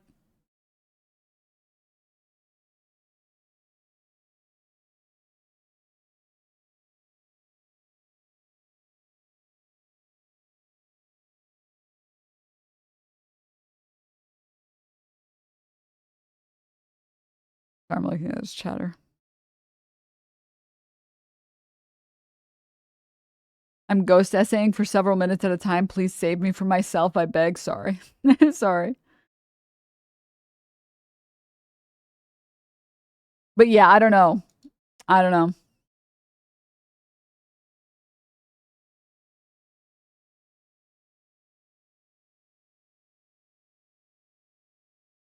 I do think you're right, Denims. If the parents talked to that guy, they might have reduced this hilariously insane outcome. The thoughts do matter, funny enough. I mean, I know that, sorry, I'm judging other people the way that I judge myself or what I know is true. And I judge people and like their actions based on intent and just general consideration.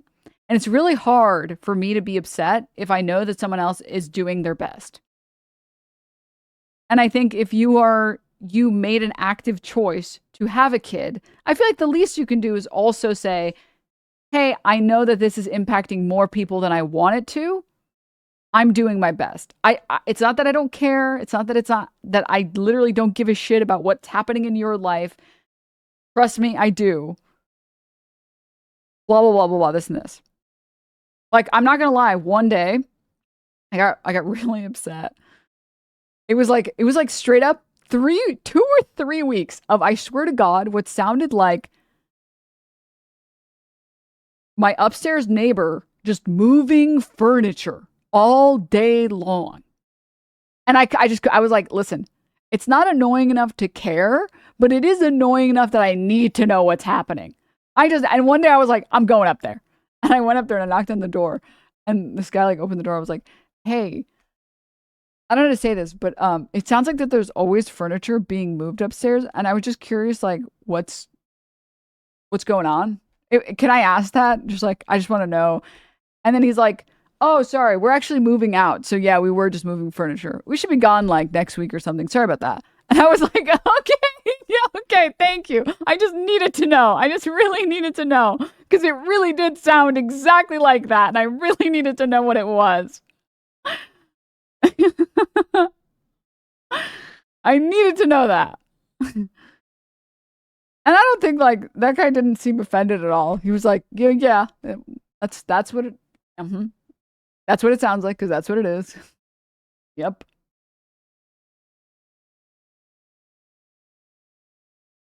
But the onus shouldn't automatically fall on the sleep deprived and terrified parents. No, I think that the obligation falls on the people who chose to have that decision in the first place. What? I think that if you know that your dogs bark a lot and you're like doing your best training them, I think the obligation is on you because you signed up for it, right? I'm not saying that I don't think that the other person could attempt to de-escalate, but the reality is like, you absolutely could, right?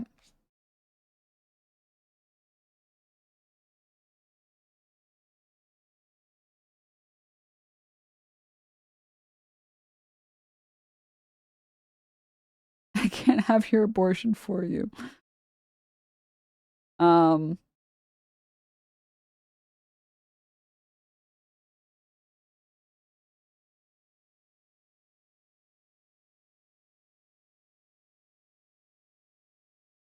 You signed up for apartment living, you don't get to be upset at having neighbors? What?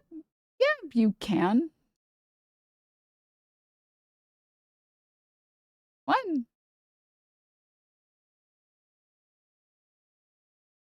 I think it's just your job to try and de-escalate the situation. What?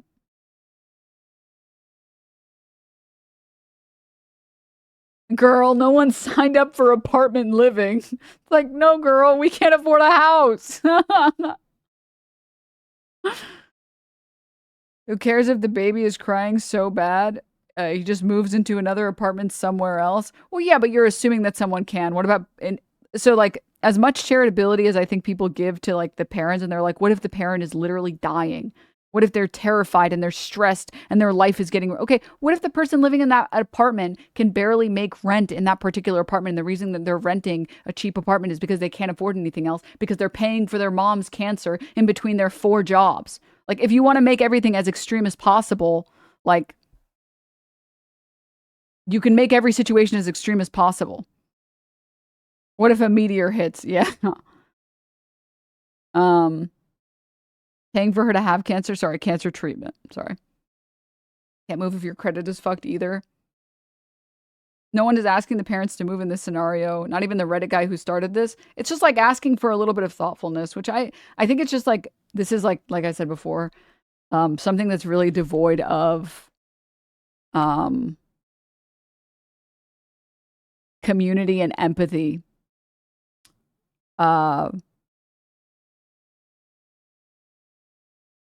In American culture. I feel like American culture is lacking that.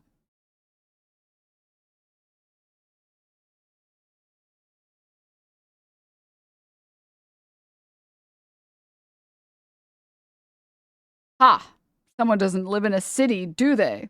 That shit happens all the time, bro. Oh, you're responding to somebody else. Oh, okay.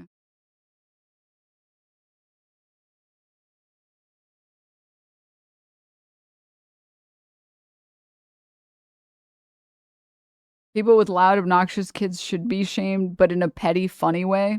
Like, everyone stare at them until they realize.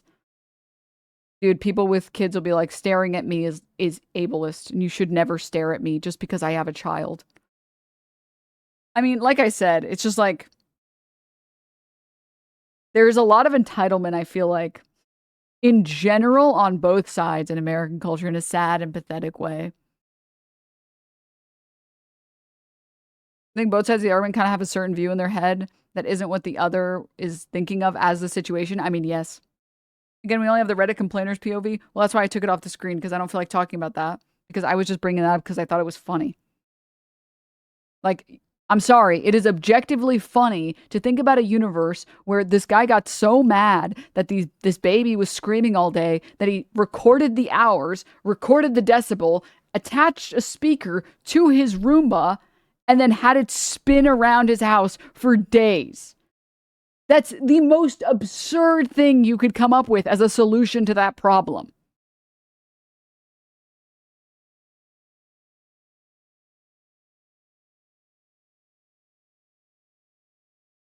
Speaker guy is definitely wrong here about how they handled it, but we live in a world that gives different rules for people to choose to have kids regardless of how that affects others. I bet you learned your lesson, huh?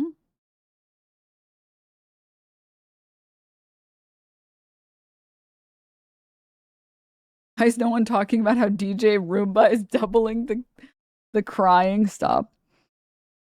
Anyways. Funny, but equally unhinged. I mean, unhinged people tend to be kind of funny. I'm sorry to say, but it is kind of funny. It's like Alex Jones. Unhinged. Very funny. Very funny.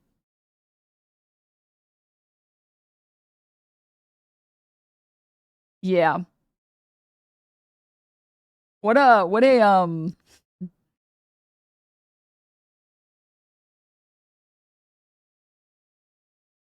This is like, can I say something brave and bold? The amount of anger I've seen in chat today, just from this one segment, is kind of the same amount of anger that I've seen from people who have dogs that tell me, like, that their dog should be able to jump on me and do whatever it wants and lick me and drool on me. It's like, if my cat is bothering someone, and cats don't even like I trim my cat's nails and they don't even jump on anyone. The most severe thing that one of my cats have done is like walk next to your leg and like rub your leg. And if you said, I don't like that, I would go and put my cats in the room. I would put them in the bedroom. And I'd be like, I'm so sorry. I don't know if you're allergic or you just don't like it. That's fine. I can put them away. They'll be fine. They have their food and their water and their litter box in there. They're fine. It's just for a couple hours while we hang out. And I will say, there are so many dog owners that I've met where you can tell them like, hey, could you get your dog off me? And they're like, oh, no, don't worry. He's friendly. I'm like, I just don't really want to get drooled on, if that's okay. And it's like, no, he's so cute. I'm like,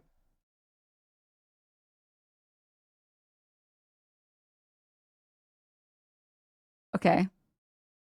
I feel like I'm telling you what I want and you don't care about it at all, which means we can never hang out at your place ever again. Okay. All right. Okay. This is about Kaya? No, Kaya was based as shit. Kaya's great. Kaya can tell every time that like you're done petting her. She's like very friendly. She like walks away. She's like, okay, well, if that's all the pets I'm gonna get. And then she very patiently walks away.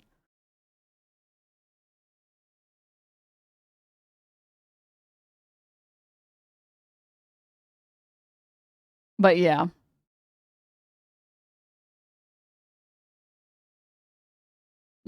Mother Vixen, they hated you for you spoke the truth.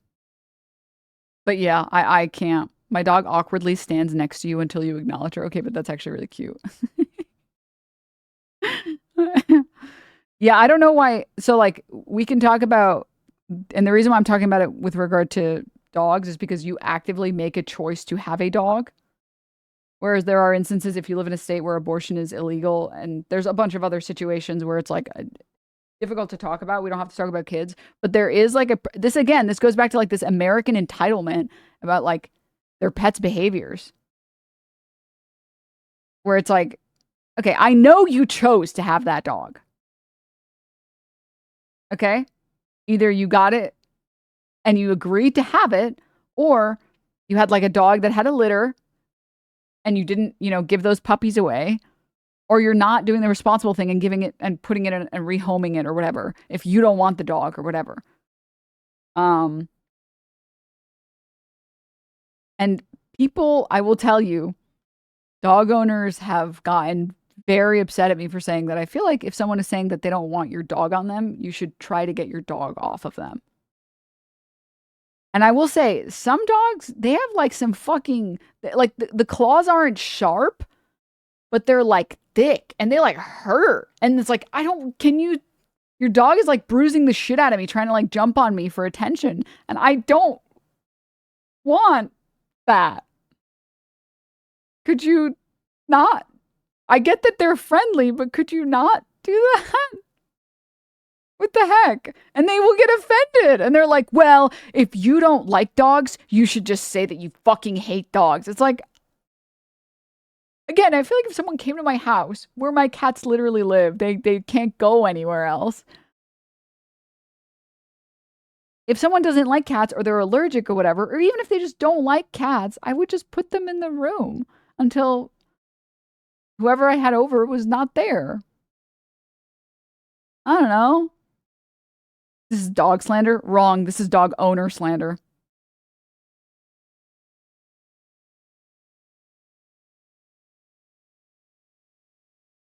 Huh?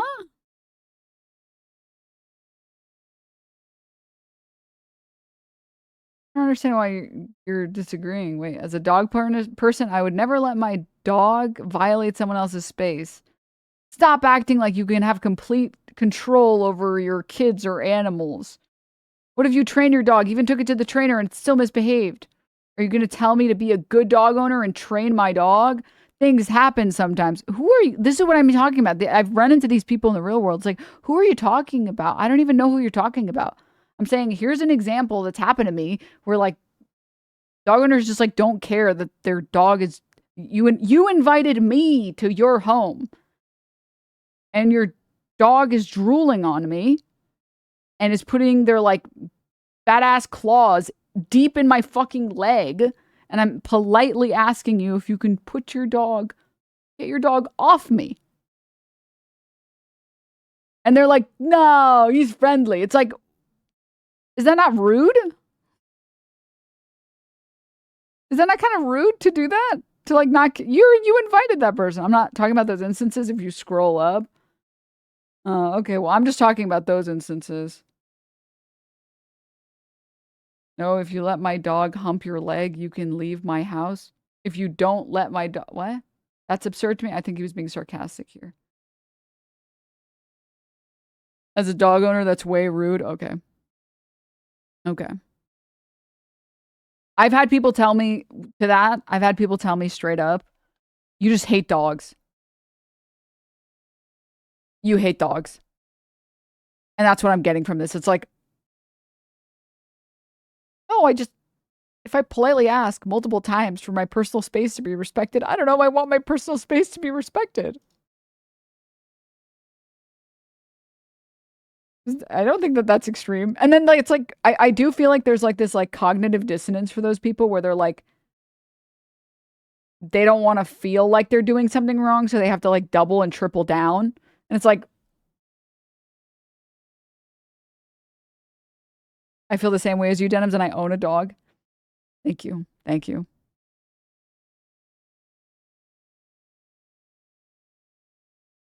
Just to clarify, I mean, it's rude of the owners. Yeah. And I believe that the dogs are friendly. I just like don't want that. It's like, imagine inviting someone over for like food and you're like, I just made this. And you're like, oh, I don't really like to eat meat. Oh, like you're allergic? No, I just don't like meat. So then what's the problem? What? I just don't want any of it. You're gonna, what? So you just fucking hate, okay, dude, all right. But I just don't want any. All right, dude, if whatever. I'll just throw your plate out. It's like, what? What? What? I just, and then they're like, you know what? If you tried it, you would like it. Here comes the plate. It's like, dude, I don't want any. No, thank you. What the fuck? What the hell? Oh my dog has fucking talons that are like blunt weapons. It won't break skin, but it will leave an impression. I keep her ass away from people. Like, it's not hard to know how your dog acts. Well, yeah. And again, it's like, I understand that there's a process of like training and stuff. People don't want to feel like they're doing anything wrong, so they'll say and reference whatever they can in their defense. Yeah. My pet peeve is dog owners that walk them off a leash. So many times big dogs have aggressively barked at me like they want to bite me. Also, when I jog, I've been chased. I'm not going to lie, dude. I physically jump every time a dog barks at me. Even if I know that the dog is friendly, and even if I've been around that dog 100 times and the person's told me it's a friendly bark, but I literally jump every time like it's like literally anxiety inducing. Leashless is crazy. Leashless is when you know your dog just barks a lot. Leashless is so crazy, dude.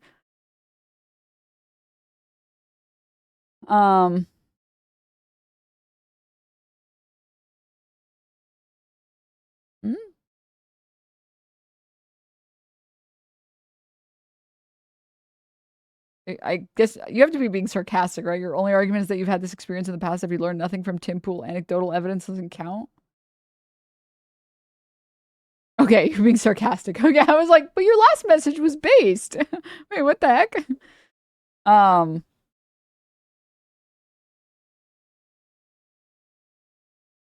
But this is crazy. You have to disclose getting pregnant. No, you don't. No, you don't. What the hell? Oh my, that is, like I said, that's why I wanted to show it, because it's funny. It's funny to watch an insane person come up with a solution to a problem that's, like, you know, a problem that is real, come up with an insane solution. I didn't expect people to get so mad about it. Like,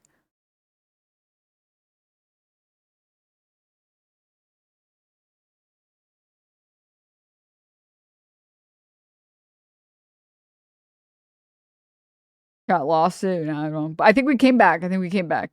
think we came back. It's also not even a solution. No. No. No, it is not. Then I slowly realized the Redditor is in this chat. No, it's the other way around. Is that I realized that the Redditor's neighbor is in this chat. Well.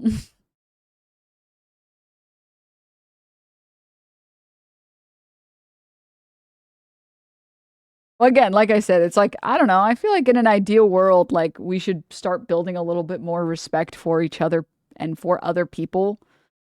I saw people being like, why are we talking about poor people having difficult lives instead of the rich people that aren't building apartment complexes? It's like, if you think that like having soundproofing will fix the fact that Americans fail on collectivism, you're sorely mistaken. This is not as much a material conditions problem, but it is partially a socialization problem that Americans fail. That like it's a compound issue. Yeah, that like there's a lot of people in this country that really genuinely feel a sense of entitlement and a sense of individualism on every side, which is crazy. Like what? Huh? Crying baby gulag cries over the speaker for 3 days straight. Send the baby to work in the countryside. True. True. Yeah.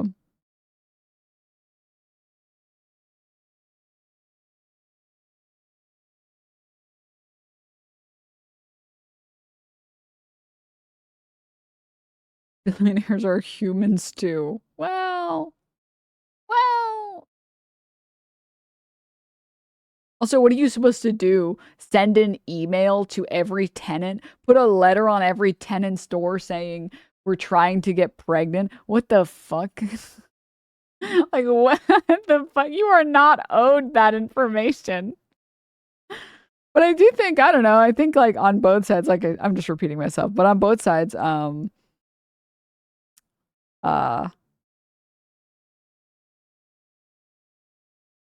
think that if you are if your life is negatively impacted by your neighbors or your community, you should tell them that. And the other way around as well, that if the baby is screaming for so many hours that it's hurting and negatively impacting your life as the parent who's choosing to have the baby, I don't think it's absurd to say that you can also feel that compassion towards your neighbors who didn't choose to have a baby.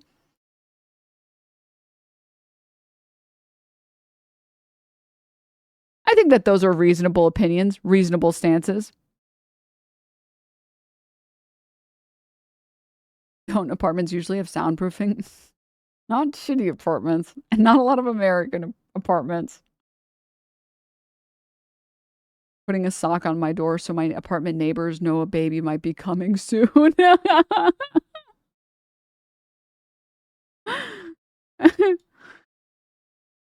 True. I should usually send out a newsletter when I'm thinking of cream pies. What the fuck? I want to hear about the neighbor who got to deal with the Roomba and the actual... Dude, I would love to see the story from the person who has to hear the Roomba baby. Oh, I would love to see that, dude. Oh my fucking God. I do think as like management, I think the least you can do as management is reassign that person a unit free of charge. Because like if you're... So like, for example...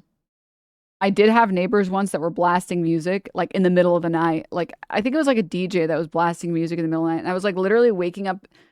I think I missed my stream once because I literally slept through my alarm clock because I couldn't get sleep all night. Imagine if I had to work a real job or someone who was working a real job who missed their alarm clock and got fired because of that, right? Like, I have at least the pleasure that who cares, I mean, I care about missing my stream, but I understand other people don't care because it's like, well, streamer, lol, job, lol, or whatever. But even imagine someone who didn't lose their jobs. Even imagine just someone who misses their work and maybe they get, you know, reprimanded in some way or maybe they lose hours the next week or whatever. But yeah, my fucking neighbor blasting music on their fucking DJ and it was like for like a week straight. And I was so fucking I was so mad. I was like, dude, literally, I'm not getting any sleep. Like from 2 a.m. to 6 a.m. And I'm just like, my sleep is just shit. It's so fucking awful. Oh my fucking God. I ended up moving. Why did I bring that up?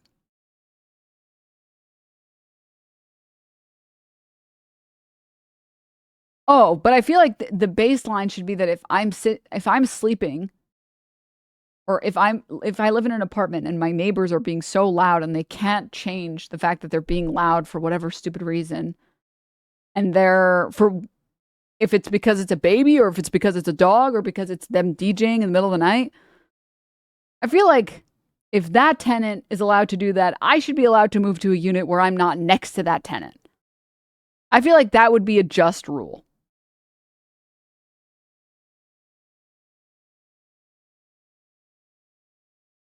Every time I come across situations like that, I instantly assume the worst thing possible and get anxious about dealing with it. Loud music for days on end. They're dead and I'm not prepared for that. Being a DJ isn't a choice for some unemployed people. Just like being a league addict isn't a choice.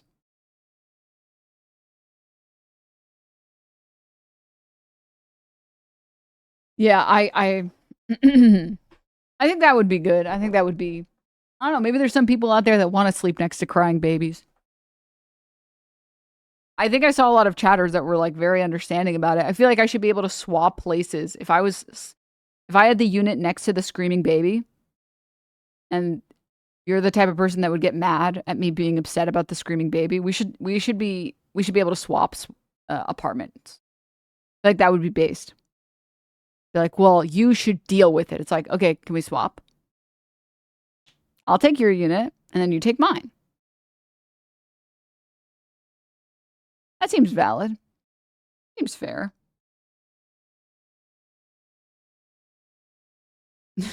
Hatter actually said, I actually wouldn't be mad at a screaming baby. All right.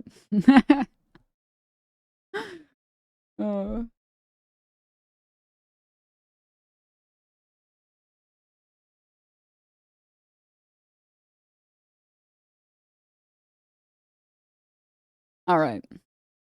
I'm sure relocating within the same complex does work. Actually staking it out first. Room 236 is quiet except for Friday and Saturday, but I'm at work, so you take it. Dude! Yes. Oh, so you hate all music. Actually, I am perfect, and I would never complain about anything. It's also like okay, last thing, and then I'm done. But it's so bizarre to like get mad at people for being frustrated for having to deal with like a screaming baby. Like, I don't know, man. What if the screaming baby was impacting you and your ability to sleep and wake up for work? I feel like you would feel a little differently if it was negatively impacting you. You know? I feel like you would feel just a little differently if it was negatively impacting you. Doesn't mean the solution is that you put a fucking speaker on a Roomba, but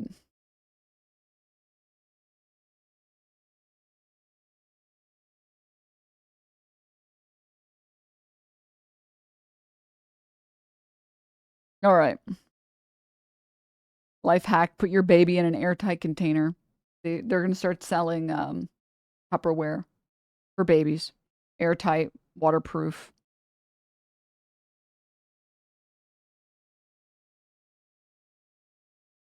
That was a joke, in case.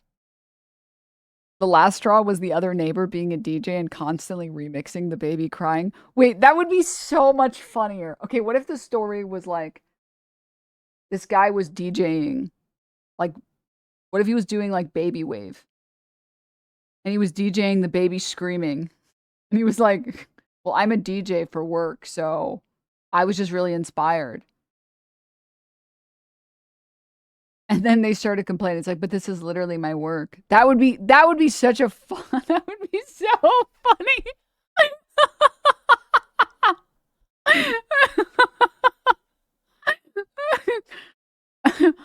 Oh my God. Whatever is the equivalent of like this, but for like a baby. Do you mind if I sample? Your baby's sweet tracks, bro. This shit goes crazy. Hold up. Ooh, ooh, I know what you guys are thinking. What the fuck?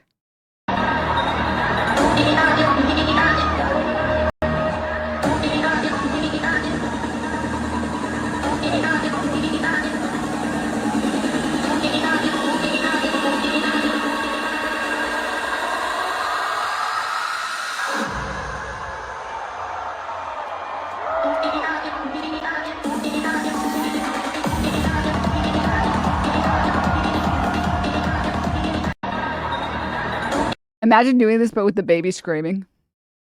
That would be funny as shit, dude. You're the parent and you're like, do I hear fucking baby wave? What the fuck? Have I gone insane? Have I lost my fucking mind? Oh my god, I'm losing it. Auto-tune that baby, dude. Oh my god, all right. Enough about this. Well, you know what? I think it turned out to be a pretty productive conversation about general reduction of entitlement and less individualism in society, or at least in American culture. Because I feel like it's brutal. It's brutal. I do feel like there's a lot to be said about when there is a criticism made, not immediately going to, well, what is the guy with the speaker doing? I bet the guy with the speaker is having sex raw every single day and it's not, and he's making it everybody else's problem. Well, what if the speaker, it's at a different frequency than the baby? What if the speaker is making the baby scream more? It's like, okay, what if none of that is true and we just use this as an opportunity to talk about something that is worth talking about, and instead of immediately putting blame on the person that you don't associate with, just how about we talk about it from the perspective that you have and then go from there? I don't know. As a not baby haver, as a hopefully never baby haver, I get it. I do. Sometimes you want to go and you want to have some fun and you want to go outside. And sometimes you got to bring your kid and they're going to fucking scream and they're going to be annoying and they're going to do that. And that is part of being in a society. You know what I mean? I get it. And in return, all I ask is like, hey, you can go outside and have fun even though you have a kid, but like maybe don't let them touch my shit without any, because I'm never going to reprimand somebody else's kid. I'm just going to leave. But like, you know, maybe you could, I'm willing to take this much annoyance, right? But I want to know that like the parent cares a little bit about that, right? I am so avoidant. I'm so avoidant. I can't. I mean, like, think about the type of person you're dealing with. If there's a parent who has a kid that's screaming and grabbing other people's shit and throwing it, what are you going to get from talking to that person? That person is only going to yell at you. Like, and God forbid you try and say anything to the kid, they're going to lose their mind. They're going to start fucking calling the cops on you. Like, that's someone who's so far gone, the only thing you can do is avoid. Right? That's just the truth. That is the truth. So, like, you know, I'm willing to, like, come halfway. You know, I'm willing to meet the parent havers halfway, right? Sure. You know, like a first offense, a second offense, a third offense. Sure. At a certain point, I do expect someone to like be like, sorry, he's just a little excited. I won't. I got it. You're good. You know, I'm not going to get mad on the first offense or whatever, but there's like a halfway point. You know what I mean?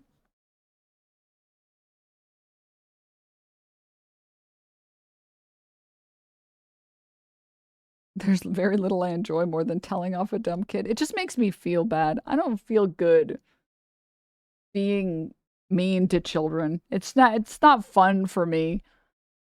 It's just not. I don't ever want to be mean to a kid. I've never been mean to a kid, and I never want to be mean to a kid. Mean, you're teaching them? I don't want to teach them that way. I don't want to be mean to a kid. I'm sorry. I can't. Listen, I worked in education for too long. As if you're a teacher, I understand. I can't. Maybe it could be somebody else. It can't be me. It can't be me. I would be down to, like, tell off like a parent, but not a kid, dude. Are you kidding me? No. My partner and I went on dinner the other night. Nothing fancy, but these parents were on double couples date or whatever and let their kids take off and treat the table next to us as a jungle gym. And then they yelled. It was so annoying. Dude, and can you... Wait, I didn't even think about it from this perspective. Can you imagine being a parent and you finally get a night off and you hire a babysitter and you're like, finally, no babies. Finally, no toddlers. And you go to like a nice place and then some other fuckers brought their kid and now you don't... You paid and you spend all of this time and energy to do that? Uh-oh, classes Denims is back. Talking about going to a nice restaurant and then expecting people who go to nice restaurants to also maybe not allow their kids to scream is crazy. But, yeah. Where are people finding all these unruly kids? I mean, I don't know. I usually, like, block the memory out immediately after it happens. I'm like, okay, I have to pretend like that didn't happen. I have to pretend like that didn't happen.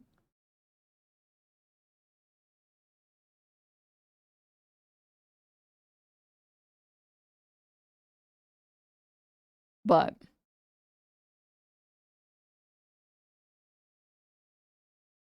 personally, I'm in favor of a more collective approach to raising children instead of our current atomized nuclear family approach. Sure, I agree, but I think that those people still have to consent, right? And also, I don't like the idea of people I don't consent to raising my kids for me. I don't have any kids, but I've seen people reprimand other people's kids and they're like, well, it takes a village. It's like, who the hell are you? What the fuck? I think the rest of society can have some level of understanding for you, and you should have some level of understanding for everybody else. That's it.